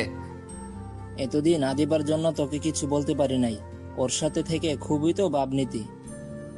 তা এখন কোথায় গেল তোর সেই ভাব? কিছু বললাম না, মাথা নিচু করে আছি। কিরে, কথা বলছিস না কেন? ক্লাসের সময় হয়ে গেছে, আমি যাই। আরে দাঁড়া, এত তারা কিসের? তার আগে আমাদের একটা কাজ করে দিয়ে যা। কি কাজ? আমাদের জন্য সিগারেট নিয়ে আয়। সরি, আমি আনতে পারবো না, অন্য কিছু করতে বলেন। তুই পারবি না, তোর বাপ পারবে। ওই দিনের মারের কথা এত তাড়াতাড়ি ভুলে গেলি? তুই যদি সিগারেট আনতে না যাস তাহলে তোর এমন অবস্থা করব তা তুই ভাবতেও পারবি না। তারপর বাধ্য হয়ে সিগারেট আনতে গেলাম, কিন্তু আরো একটা সমস্যা বেঁধে গেল। সেটা হলো সিগারেট আনতে গেলে আদিবাদের সামনে দিয়ে যেতে হবে। বাধ্য হয়ে নিচের দিকে তাকিয়ে হেঁটে গেলাম যাতে আদিবাকে না দেখতে হয়। তারপর সিগারেট নিয়ে সাকিবের কাছে দিয়ে আমি ক্লাসে চলে গেলাম। দেখেছিস কত বড় সাহস, কলেজ ক্যাম্পাসে হাতে সিগারেট নিয়ে ঘুরে। মিম, তুই এসব ফালতু ছেলের কথা বাদ দে তো। ওর মতো ছেলেরা এছাড়া আর কি বা করতে পারে? তা ঠিক বলেছিস, ওকে দেখে অনেক ভদ্র ছেলে মনে হলেও ও একটা ফালতু ছেলে। তুই এরকম একটা ছেলের সাথে যে কি করে এতদিন বন্ধুত্ব করলি আমি তাই ভেবে পাচ্ছি না। আগে কি করেছি তা নিয়ে ভাবলে চলবে না, সামনে কি করব তা নিয়ে ভাবতে হবে। তুই ওর কথা বাদ দে তো, অন্য কিছু বল। আচ্ছা বাদ দিলাম, এখন বল রাব্বি ভাইয়ের সাথে তোর রিলেশন কেমন চলছে? ভালোই চলছে। সে হলো মহাব্যস্ত মানুষ, তাই আজকাল আমাকে তেমন সময় দিতে পারে না। দেখিস পাখি যেন আবার খাঁচা ছেড়ে চলে না যায়। ধুর, কি যে বলিস না তুই। আরে মজা করলাম, রাব্বি ভাইয়া আর যাই হোক রবির মতো না। কোথায় ওই ফালতু ছেলেটা আর কোথায় রাব্বি? কার সাথে যে তুই কার তুলনা করিস? আচ্ছা বাদ দে, এখন চল ক্লাসে যাই। চল। ক্লাসে এসে সবার পিছনের বেঞ্চে বসে পড়লাম। আদিবার সাথে যখন বন্ধুত্ব ছিল তখন ওর সাথেই সামনের বেঞ্চে বসতাম, তখন কেউ আমার সাথে খারাপ ব্যবহার করতো না। আর এখন আদিবার সাথে বন্ধুত্ব নাই, আর সবার ভালো ব্যবহারও শেষ। সামনের বেঞ্চে আমার জায়গা হয় না, তাই পিছনের বেঞ্চে বসতে হয়। ক্লাস শেষ করে জান্নাতকে ওর স্কুল থেকে নিয়ে বাসায় চলে গেলাম। ফ্রেশ হয়ে কিছু খেয়ে রেস্ট নিলাম, তারপর হোটেলে গেলাম। নতুন হোটেলের ম্যানেজার অনেক ভালো, তিনি আমাকে অনেক ভালো জানেন। আর এখানে কাজ করেও অনেক আনন্দ পাচ্ছি, যা আগের হোটেলে পেতাম না। ধুর, কিছু ভালো লাগছে না। এই রাব্বিটা না মনে হয় সারাদিন ব্যস্ত থাকে। এখন একবার ফোন দিয়ে দেখি। কেমন আছো বাবু? ভালো না। কেন, কি হয়েছে? তুমি আগের মতো আর আমার সাথে কথা বলো না, আমায় সময় দাও না। সরি বাবু, আসলে ইদানিং খুবই ব্যস্ত থাকে তো তাই। এখন থেকে আবার তোমাকে আগের মতন সময় দেব, রাগ করো না বাবু প্লিজ। আচ্ছা, মনে থাকে যেন। কালকে সকালে নদীর পাড়ে ঘুরতে যাব আমরা, ঠিক আছে? আচ্ছা ঠিক আছে। এখন ঘুমাও বাবু, গুড নাইট। Good night. রাব্বির সাথে কথা বলার পর এখন অনেক ভালো লাগছে। এখন শান্তিতে ঘুমাতে পারবো। হঠাৎ একটা জিনিস মনে পড়ে গেল, সেটা হলো শাড়ি। রবি আমার জন্মদিনে আমাকে একটা শাড়ি দিয়েছিল। না, ওর কোনো কিছুই আমার কাছে রাখা সম্ভব না। কালকে আগে কলেজে যেতে হবে, তারপর ওকে শাড়িটা দিয়ে রাব্বির সাথে ঘুরতে যাব। তার আগে রাব্বিকে আগে বলি নেই, আমাকে আগে কলেজে যেতে হবে। রাব্বির নাম্বারে ফোন দিলাম, কিন্তু ওয়েটিং। আবার দিলাম, তাও ওয়েটিং। কিছুক্ষণ পর রাব্বি কল দিল। সরি বাবু, আসলে এক বন্ধুর সাথে খুবই গুরুত্বপূর্ণ একটা কথা বলছিলাম। ও তা কিসের জন্য কল দিলা? আসলে কালকে আমাকে আগে কলেজে যেতে হবে, তারপর কলেজ থেকে তোমার সাথে যাব। আচ্ছা, আমি তোমাকে কলেজ থেকে এসে নিয়ে যাব। আচ্ছা। অনেক রাত হয়ে গেছে, এখনো বাসায় যেতে পারিনি। জানি মা আর জান্নাত কত চিন্তা করছে। মোবাইলও তো নাই কারো কাছে যে ফোন দিব। আমার কাছে যে মোবাইলটা ছিল ওটা তো আদিবার, ওর সাথে যখন বন্ধুত্ব ছিল তখন ও আমাকে দিয়েছিল, আর এখন তো বন্ধুত্ব নাই, তাই এখন আর ব্যবহার করি না। প্যাকেটে ভরে যত্ন সহকারে রেখে দিয়েছি। ওকে দিয়ে দিতাম, কিন্তু ও তো আমাকে ওর সামনে যেতে নিষেধ করেছে, তাই আর দেওয়া হয়নি। কোনো একদিন সময় সুযোগ পেলে দিয়ে দিব। বাসায় চলে আসলাম। আসার পরই মা বলল, আজকে এত দেরি হলো কেন বাবা? আজকে হোটেলে কাজের চাপ অনেক বেশি ছিল, তাই আসতে দেরি হয়েছে। তা তোমরা খেয়েছো? তোকে ছাড়া কি করে খাই বাবা? জান্নাত তো খাইনি। না। শুধু শুধু এত রাত পর্যন্ত না খেয়ে থাকলে কেন? তোমাদের কত কষ্ট হয়েছে। তুমি অসুস্থ, জান্নাত তো ছোট মানুষ, আর কখনো এমন করবে না। তুমি যাই বলো না কেন ভাইয়া, আমি তোমাকে ছাড়া কখনো খাবো না। হয়েছে, আপনার আর পাকনামি করতে হবে না। এখন সবাই মিলে ভাত খাবো, তারপর খেয়ে শুয়ে পড়লাম। সকালে ঘুম থেকে উঠে ফ্রেশ হয়ে কিছু খেয়ে জান্নাতকে নিয়ে বেরিয়ে পড়লাম। ও একটা জিনিসই তো নেওয়া হয়নি। তাড়াতাড়ি করে মোবাইলটা ব্যাগের ভিতরে ভরে নিলাম। প্রতিদিনই মোবাইলটা নিয়ে যাই, যখন সুযোগ পাবো তখনই দিয়ে দিব। তারপর জান্নাতকে ওর স্কুলে নামিয়ে দিয়ে আমি কলেজে চলে আসলাম। একটা বেঞ্চের উপর বসে আছি, হঠাৎ পেছন থেকে আদিবার কণ্ঠের মতো কিছু শুনতে পেলাম। তাকিয়ে দেখলাম আদিবা আমাকে ডাকছে, আর ওর হাতে একটা প্যাকেটটা আমার হাতে দিয়ে বলতে লাগলো, এটা তোর দেওয়া সেই শাড়িটা। আমি চাই না তোর কিছু আমার কাছে থাকুক। এতদিন মনে ছিল না, তাই দিতে পারিনি। তারপর আমিও ব্যাগ থেকে মোবাইলটা বের করে ওকে দিয়ে দিলাম। আমার মতো রাস্তার ছেলের হাতে এটা শোভা পায় না। আপনার মোবাইল আপনার কাছে রাখুন। আপনার সামনে যেতে নিষেধ করেছিলেন, তাই এতদিন দেওয়া হয় নাই। ভালো করেছিস, দিয়েছিস। সব জিনিস সবার জন্য না। এই বলে আদিবা চলে গেল। রাব্বিকে ফোন দিয়ে আসতে বললাম। ও আসার পর নদীর পাড়ে ঘুরতে গেলাম। নদীর পাশেই একটা পার্ক আছে, খুবই সুন্দর। পার্কের একটা বেঞ্চের উপর বসে দুজনে গল্প করছি। আচ্ছা বাবু, তুমি আমাকে ভালোবাসো তো? এইটা কি ধরনের প্রশ্ন রাব্বি? আরে রাগ করো কেন? আমি তো শুধু এমনিতেই জিজ্ঞেস করলাম। আমি যদি কিছু বলি তুমি রাগ করবে না তো? রাগ কেন করব? আচ্ছা, আমি যদি তোমার কাছে কিছু চাই তুমি দেবে? দেওয়ার চেষ্টা করব। বলো কি চাও? আমি তোমার সাথে রুম ডেট করতে চাই। কি বলছো তুমি এসব? তোমার মাথা ঠিক আছে তো? তুমি এভাবে রিয়েক্ট করছো কেন? এটা তো আজকালকার যুগে কমন ব্যাপার, সবাই এটা করে। সবাই করে, তার মানে এটা নয় যে আমাদেরও করতে হবে। আর বিয়ের আগে আমি কখনো এসব করতে পারবো না। বিয়ে তো আমরা করবই, তাহলে করলে সমস্যা কি? আমরা বিয়ে করব, কিন্তু এখনো করিনি। দেখো আদিবা, আমার সব ফ্রেন্ডের রিলেশন করে, আর ওরা ওদের গার্লফ্রেন্ডের সাথে রুম ডেটও করেছে, আর সবাই এটা করে। আজকালকার রিলেশনই এমন। তার মানে তুমি আমার সাথে রুম ডেট করে তোমার ফ্রেন্ডদের এটা বোঝাতে চাও যে তুমি আমার সাথে রুম ডেট করেছো? আর আজকালকার রিলেশন কেমন তা জানার প্রয়োজন বোধ আমি করছি না। আমি সেটা বোঝাতে চাইনি, আমি তো শুধু তোমাকে এটা বোঝাতে চাইছি যে এরকমটা এখন সচরাচরই হয়ে থাকে। আমি এটা ভেবে পাচ্ছি না যে তুমি এরকম নিচু চিন্তা ভাবনা কি করে করতে পারো। আমি এ বিষয়ে তোমার সাথে আর কোনো কথা বলতে চাই না। আমি চললাম। রাগ করেই সেখান থেকে চলে আসলাম। এতটা রাগ হয়েছে রাব্বের উপর তা বলার মতো না। ও কি করে আমায় এমন প্রস্তাব দিতে পারে আমি সেটাই ভেবে পাচ্ছি না। বাসায় চলে আসলাম। কিছুই ভালো লাগছে না। দুপুরে না খেয়েই শুয়ে পড়লাম। বিকালে মিম ফোন দিল। আজকে কলেজে আসলি না কেন? রাব্বির সাথে ঘুরতে গিয়েছিলাম। তোর কণ্ঠ এমন লাগছে কেন? রাব্বি ভাইয়ের সাথে কি কিছু হয়েছে? না, ভালো লাগছে না, পরে কথা বলবো। আচ্ছা, আমি তোর বাসায় আসছি। ফোনে কথা বলেও ভালো লাগছিল না।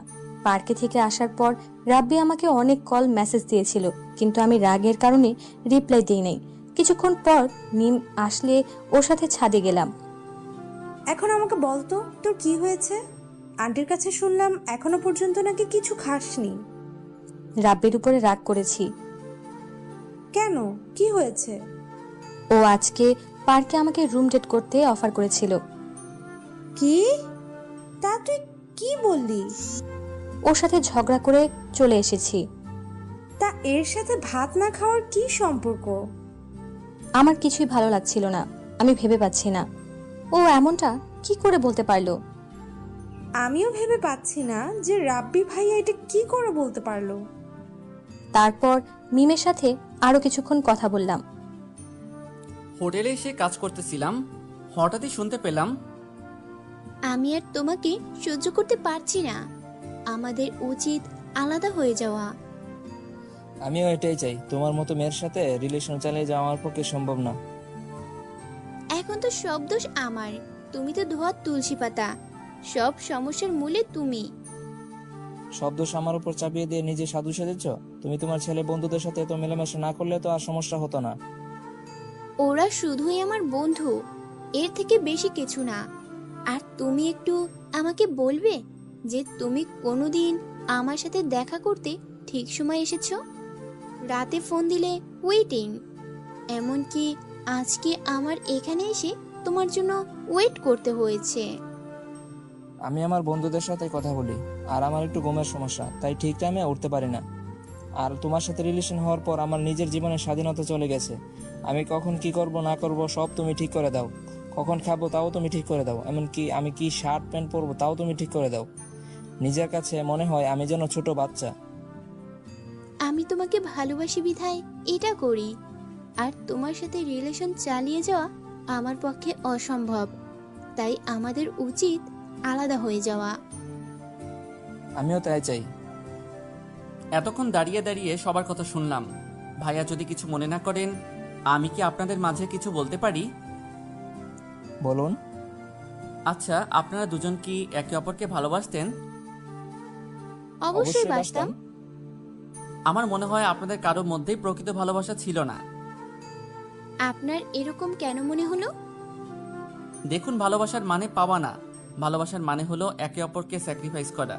কিন্তু আপনারা দুজনে কেবল নিজেদের দিকটাই ভেবেছেন।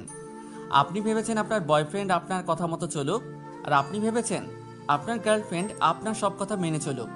কিন্তু কখনো কি দুজনে একে অপরের ইচ্ছা অনিচ্ছা জানতে চেয়েছেন? একজন আরেকজনকে বুঝতে চেষ্টা করেছেন? তা আপনারা করেননি। আশা করি আপনারা বুঝতে পেরেছেন একজন আরেকজনকে কতটা স্যাক্রিফাইস করলেন, তার মাধ্যমে ভালোবাসা ফুটে ওঠে। সত্যি ভাইয়া, আপনি আমাদের চোখ খুলে দিলেন। আমরা কখনো এভাবে ভেবে দেখিনি। এখন থেকে আমরা একজন আরেকজনের ইচ্ছাকে গুরুত্ব দিব। নিজেদের ভুলগুলি শুধরে নিয়ে নতুনভাবে শুরু করব। শুভকামনা আপনাদের জন্য। আচ্ছা ভাইয়া, যদি কিছু মনে না করেন আপনাকে কিছু জিজ্ঞেস করতে পারি?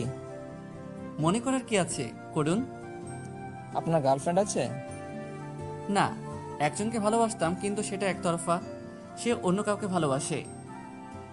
একটা কথা জোর দিয়ে বলতে পারি, ওই মেয়ে জীবনে অনেক বড় ভুল করলো। হয়তো এর জন্য সে সারা জীবন পস্তাবে। কিন্তু আমি তা চাই না।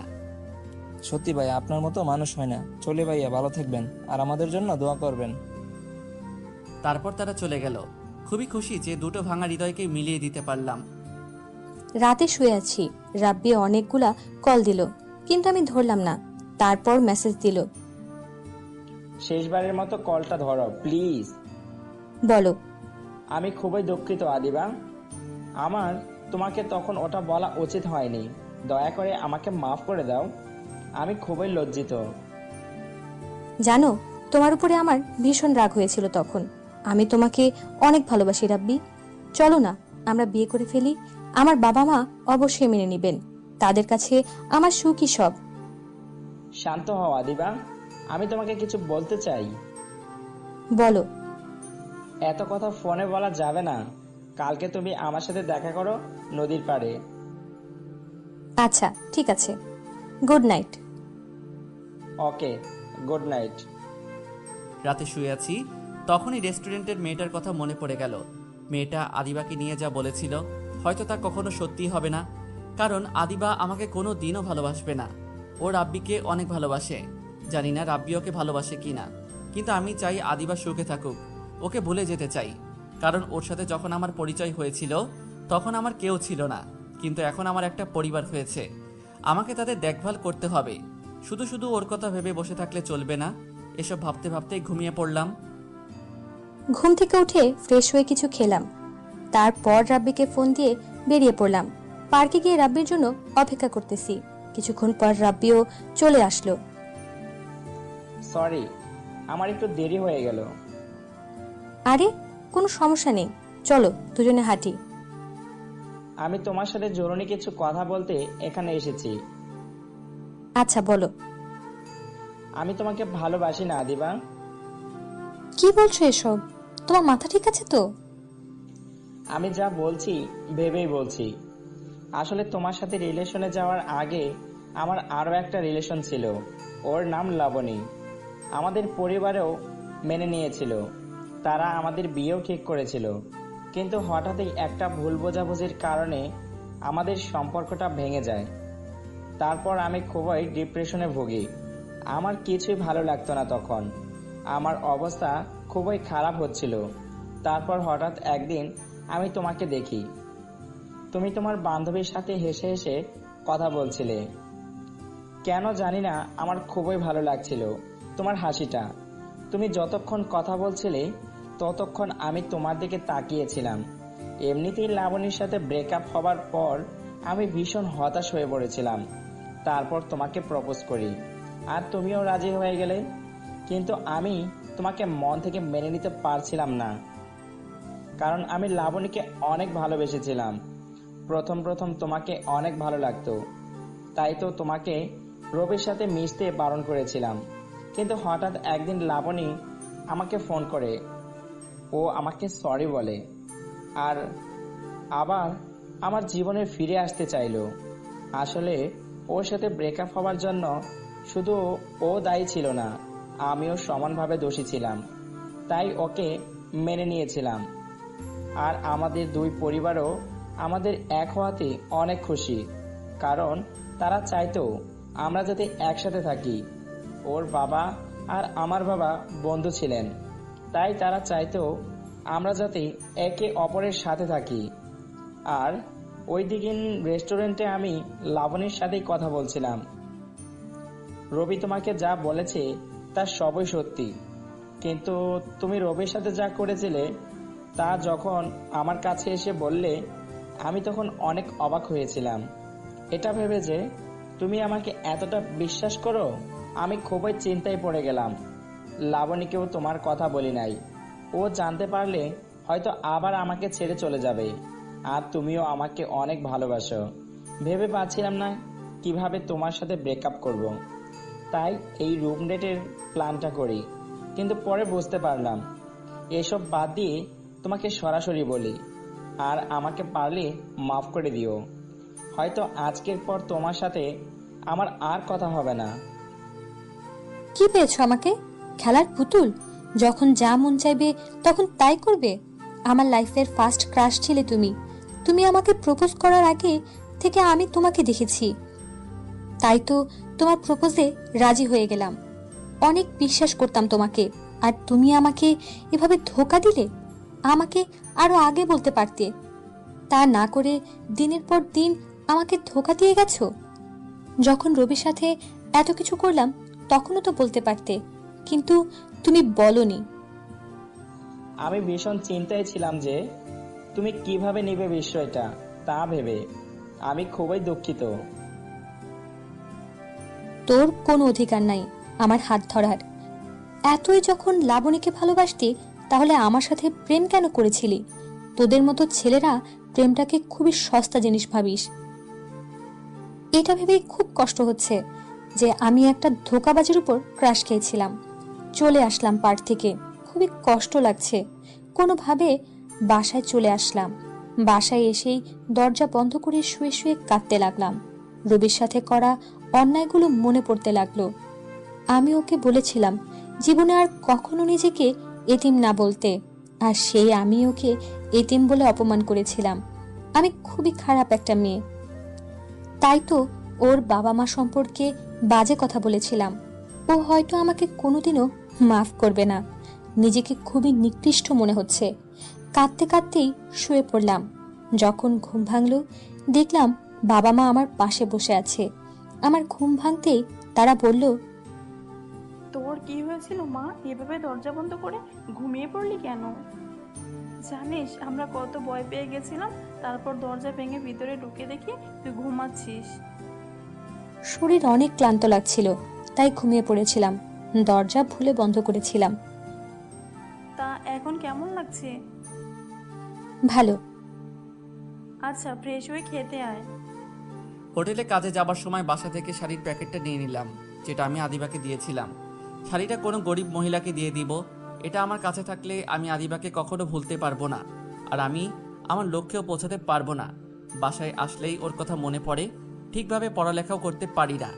হয়তো আদিবাকে কখনো ভুলতে পারবো না, কিন্তু এই শাড়িটা আমার কাছে না থাকলে হয়তো ওকে কম মনে পড়বে। আর ওই কলেজও পরিবর্তন করতে হবে। ওই কলেজে পড়লে আদিবার সাথে প্রতিদিন দেখা হবে, তাহলে ওকে ভুলে থাকা অসম্ভব হয়ে যাবে। কালকে কলেজে গিয়ে প্রিন্সিপালের কাছে বলতে হবে। শাড়িটা একটা মহিলাকে দিয়ে দিলাম। তারপর আমি হোটেলে গেলাম। রাতে বাসায় এসে খেয়ে পড়তে বসলাম। পড়া শেষে ঘুমিয়ে পড়লাম। সকালে ঘুম থেকে উঠে ফ্রেশ হয়ে কিছুক্ষণ পড়তে বসলাম। তারপর কিছু খেয়ে জান্নাতকে নিয়ে বেরিয়ে পড়লাম। ওকে ওর স্কুলে দিয়ে আমি কলেজে চলে আসলাম। ক্লাসের অনেক আগে চলে আসলাম প্রিন্সিপালের সাথে কথা বলবো বলে। তাকে অনেক করে বললাম, তিনি বললেন কলেজ পরিবর্তন করতে 10,000 টাকা লাগবে।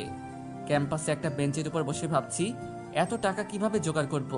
কিন্তু আমাকে আমার লক্ষ্যে পৌঁছাতে হলে এই টাকা আমাকে জোগাড় করতেই হবে, নয়তো এখানে থাকলে আমি আমার পড়ালেখায় মনোযোগ দিতে পারবো না।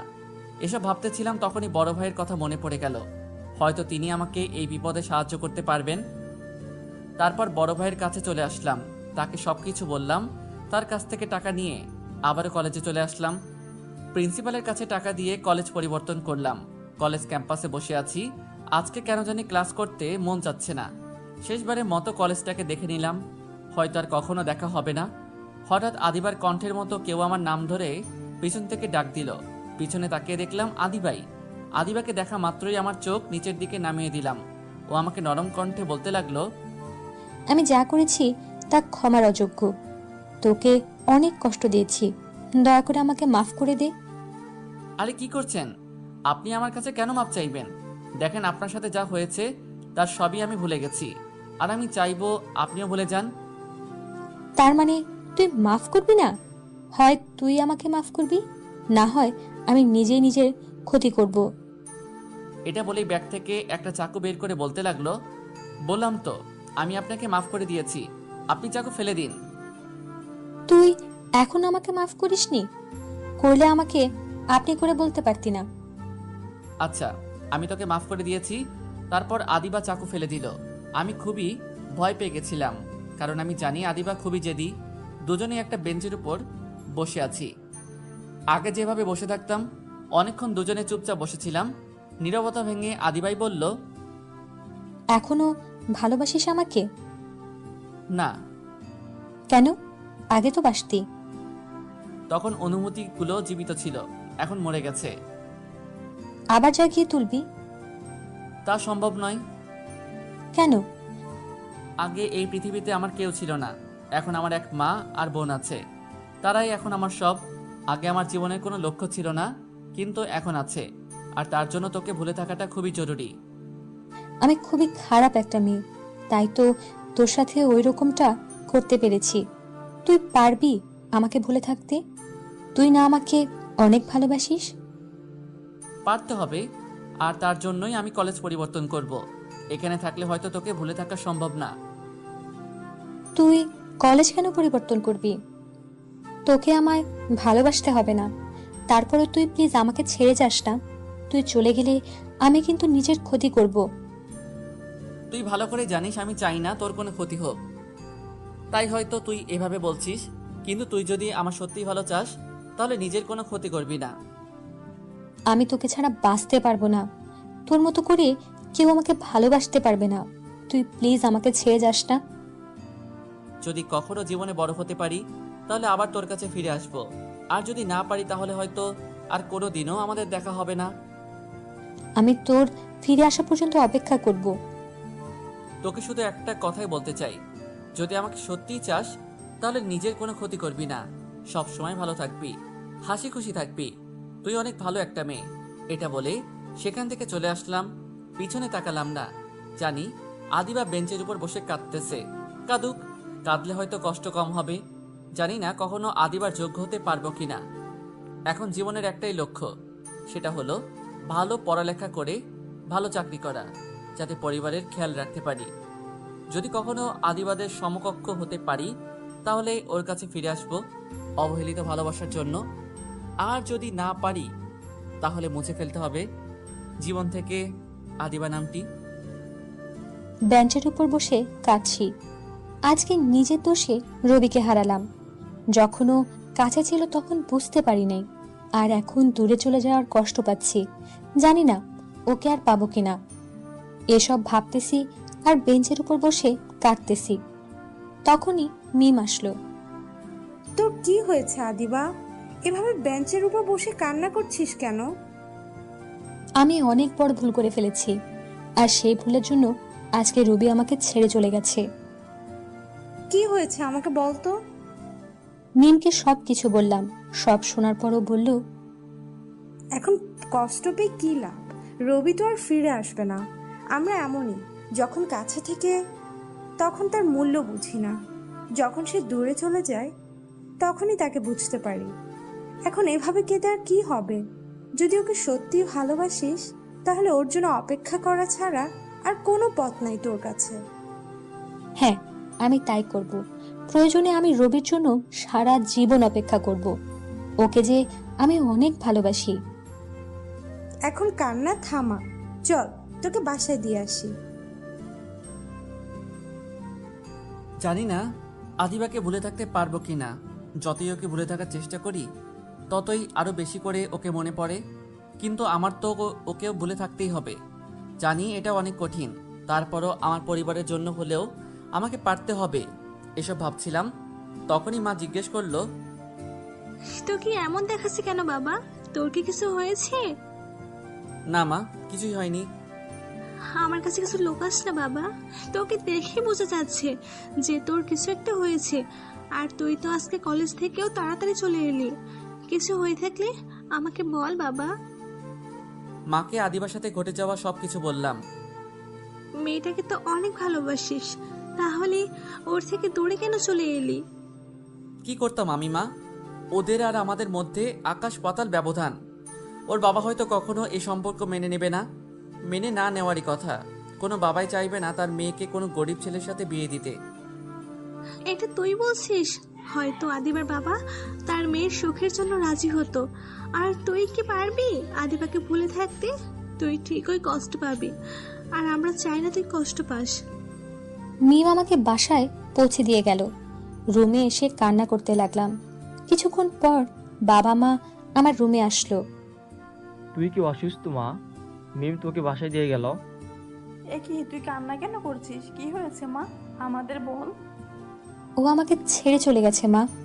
আমার নিজের ভুলের জন্য রবিকে হারালাম। ওই ছেলের এত সহজে আমার মেয়েকে কষ্ট দেয়। তুই চিন্তা করিস না মা, রবির সাথে তোর বিয়ে দেব। তুই শুধু ওর ঠিকানা দে। কিন্তু ও রাজি হবে না বাবা। তা নিয়ে তুই চিন্তা করিস না। আমার মেয়ে কষ্ট পায় ওই ছেলের জন্য, তা আমি হতে দেব না। বিছানায় শুয়ে আছি, তখনই কে যেন দরজায় নক করলো। মা গিয়ে দরজা খুলে দিল। কিছুক্ষণ পর আমাকে ডাক দিল, মা এ লোকটা কে? আমি আবিদার বাবা। আমি জানতে এসেছি তুমি আবিদাকে ছেড়ে কেন চলে এলে। আমি আদিবাকে ভালোবাসি আর ভবিষ্যতে বাসবো। ওর যোগ্য হয়েই ওর কাছে ফিরে আসবো। মানুষের যোগ্যতা তার চরিত্রে ফুটে ওঠে। আর তুমি যদি আমাকে অন্য 5টা মেয়ের বাবার মতো ভাবো তাহলে ভুল ভাববে। আমি মোটেই সেরকম নই। আমরা এখন পর্যন্ত আবিদার কোনো ইচ্ছা অপূর্ণ রাখিনি। ও যা চেয়েছে তাই দিয়েছি। ওকে কোনোদিনও কষ্ট পেতে দিইনি।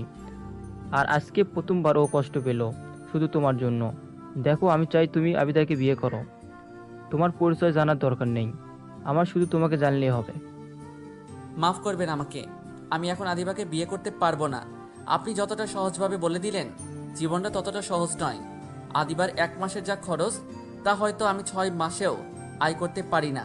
আর এখন আমার যা অবস্থা, তাতে আদিবাকে বিয়ে করা সম্ভব নয়। তুমি আমার অফিসে কাজ করবে, তাহলে তো আর কোনো সমস্যা থাকলো না। কিন্তু আমি কষ্ট না করে কোনো কিছু পেতে চাই না। কষ্ট না করে পেলে তার কোনো মূল্য থাকে না। আমি আমার যোগ্যতা অনুযায়ী কাজ করব। আচ্ছা, তুমি তোমার যোগ্যতা অনুসারে আমার অফিসে কাজ করবে, পাশাপাশি লেখাপড়াও করবে। দেখো বাবা, আবিদা তোমাকে ছাড়া বাঁচতে পারবে না। ও খুবই আবেগী একটা মেয়ে, খুব অল্পতে মানুষকে বিশ্বাস করে ফেলে। ওকে কোনোদিনও এভাবে কাঁদতে দেখিনি, আজকে প্রথমবার দেখলাম। দয়া করে তুমি রাজি হয়ে যাও। রাজি হয়ে যা বাবা, তুই তো আদিবাকে ভালোবাসিস। রাজি হয়ে যাও ভাইয়া, আমরা তোমাকে কষ্ট পেতে দেখতে চাই না। আচ্ছা, আমি রাজি। তবে আমার একটা শর্ত আছে। আপনি আদিবাকে আমার সাথে বিয়ের কথা বলবেন না। এটা ওর জন্য সারপ্রাইজ। আচ্ছা ঠিক আছে, তবে আমি চাই তোমরা সকলে আমার দেওয়া বাড়িতে ওঠো। প্লিজ কিছু মনে করো না, এটা আমি দেব না, অফিস থেকেই তোমাকে দেওয়া হবে। তার বিনিময়ে মাসিক টাকা কেটে রাখা হবে তোমার বেতন থেকে। কাল তোমরা সেই বাড়িতে উঠবে, সেখানেই বিয়ের কার্যক্রম হবে। আচ্ছা ঠিক আছে। তাহলে আমি এখন চলি, কালকেই তোমাদের বিয়ে হবে। বাবা, রবি কি বলল? ও রাজি হয়নি মা, আমি জেদ করে তোর বিয়ে অন্য এক জায়গায় ঠিক করে ফেলেছি কালকে। এটা তুমি কি করলে বাবা? আমি এই বিয়ে করতে পারবো না। তুই যদি এই বিয়ে না করিস তাহলে আমার মনোমুখ দেখবি। এটা কি হয়ে গেল? আমি রবিকে ছাড়া অন্য কাউকে কি করে বিয়ে করব? ও তো আমাকে বলেছিল যে আমার কাছে ফিরে আসবে, কিন্তু এই বিয়ে না করলে বাবা আত্মহত্যা করবে, আর আমি তা কিছুতেই হতে দেব না। প্রয়োজনে বাবার জন্য নিজের ভালোবাসা বিসর্জন দেব। আজকে আমার বিয়ে, কিন্তু আমার তাতে কোনো খেয়াল নেই। আমি শুধু রবির কথাই ভেবে চলেছি। কার সাথে আমার বিয়ে হচ্ছে তা জানারও ইচ্ছে হচ্ছে না। কবুল বলার সময় রবির মুখটা বারবার চোখের সামনে ভেসে উঠল। তখনই বাবার কথা মনে পড়ে গেল। তারপর কবুল বলে দিলাম। বাসর ঘরে বসে আছি। শুনেছি এই দিনটা নাকি মেয়েদের জীবনের শ্রেষ্ঠ রাত, কিন্তু আমার কাছে আজাবের মতো মনে হচ্ছে। কিছুক্ষণ পর কেউ একজন বাসর ঘরে প্রবেশ করলো, তারপর বলল, শুনেছি বাসর ঘরে স্বামী আসলে তাকে সালাম দিতে হয়, কিন্তু আপনি তা জানেন না মনে হচ্ছে। দেখুন, আপনাকে আমি স্বামী হিসেবে মানতে পারবো না। আমি অন্য একজনকে ভালোবাসি, বাবার জন্য বিয়েটা করেছি। আপনি বললেই তো আর হবে না। আপনি আমার বউ, আপনার উপর আমার অধিকার আছে, আর আমি আমার অধিকার আদায় করেই ছাড়বো। দেখুন, ভালো হবে না কিন্তু। যখনই সামনে তাকালাম আমি অবাক রবিকে দেখে। তুমি আমাকে অনেক কষ্ট দিয়েছো, তাই তোমাকে তার শাস্তি দিলাম। তুমি জানো আমি কতটা কষ্ট পেয়েছি? আর কখনো কষ্ট দিব না, তোমাকে অনেক ভালোবাসবো। আমি খুবই দুঃখিত তোমাকে অপমান করার জন্য। দয়া করে আমাকে মাফ করে দাও। এসব কথা এখন বাদ দাও। রাত যে ফুরিয়ে যাচ্ছে, বাসর করবো কখন? আজকে কোনো বাসর হবে না, তুমি আমাকে কষ্ট দিয়েছো তাই। তুমি বললেই তো আর আমি মানবো না। আমি আমার অধিকারটা ঠিকই বুঝে নিব, এটা বলেই আদিবাকে জড়িয়ে ধরলাম। এই সবাই দেখছে তো, লাইট বন্ধ করো। লাইট বন্ধ করে আদিবাকে নিয়ে সুখের সাগর পাড়ি দিতে গেলাম। সবাই দোয়া করবেন আরও এমন রোমান্টিক গল্প পেতে আমাদের চ্যানেলটি সাবস্ক্রাইব করে আমাদের সাথেই থাকুন। সবাইকে অনেক অনেক ধন্যবাদ।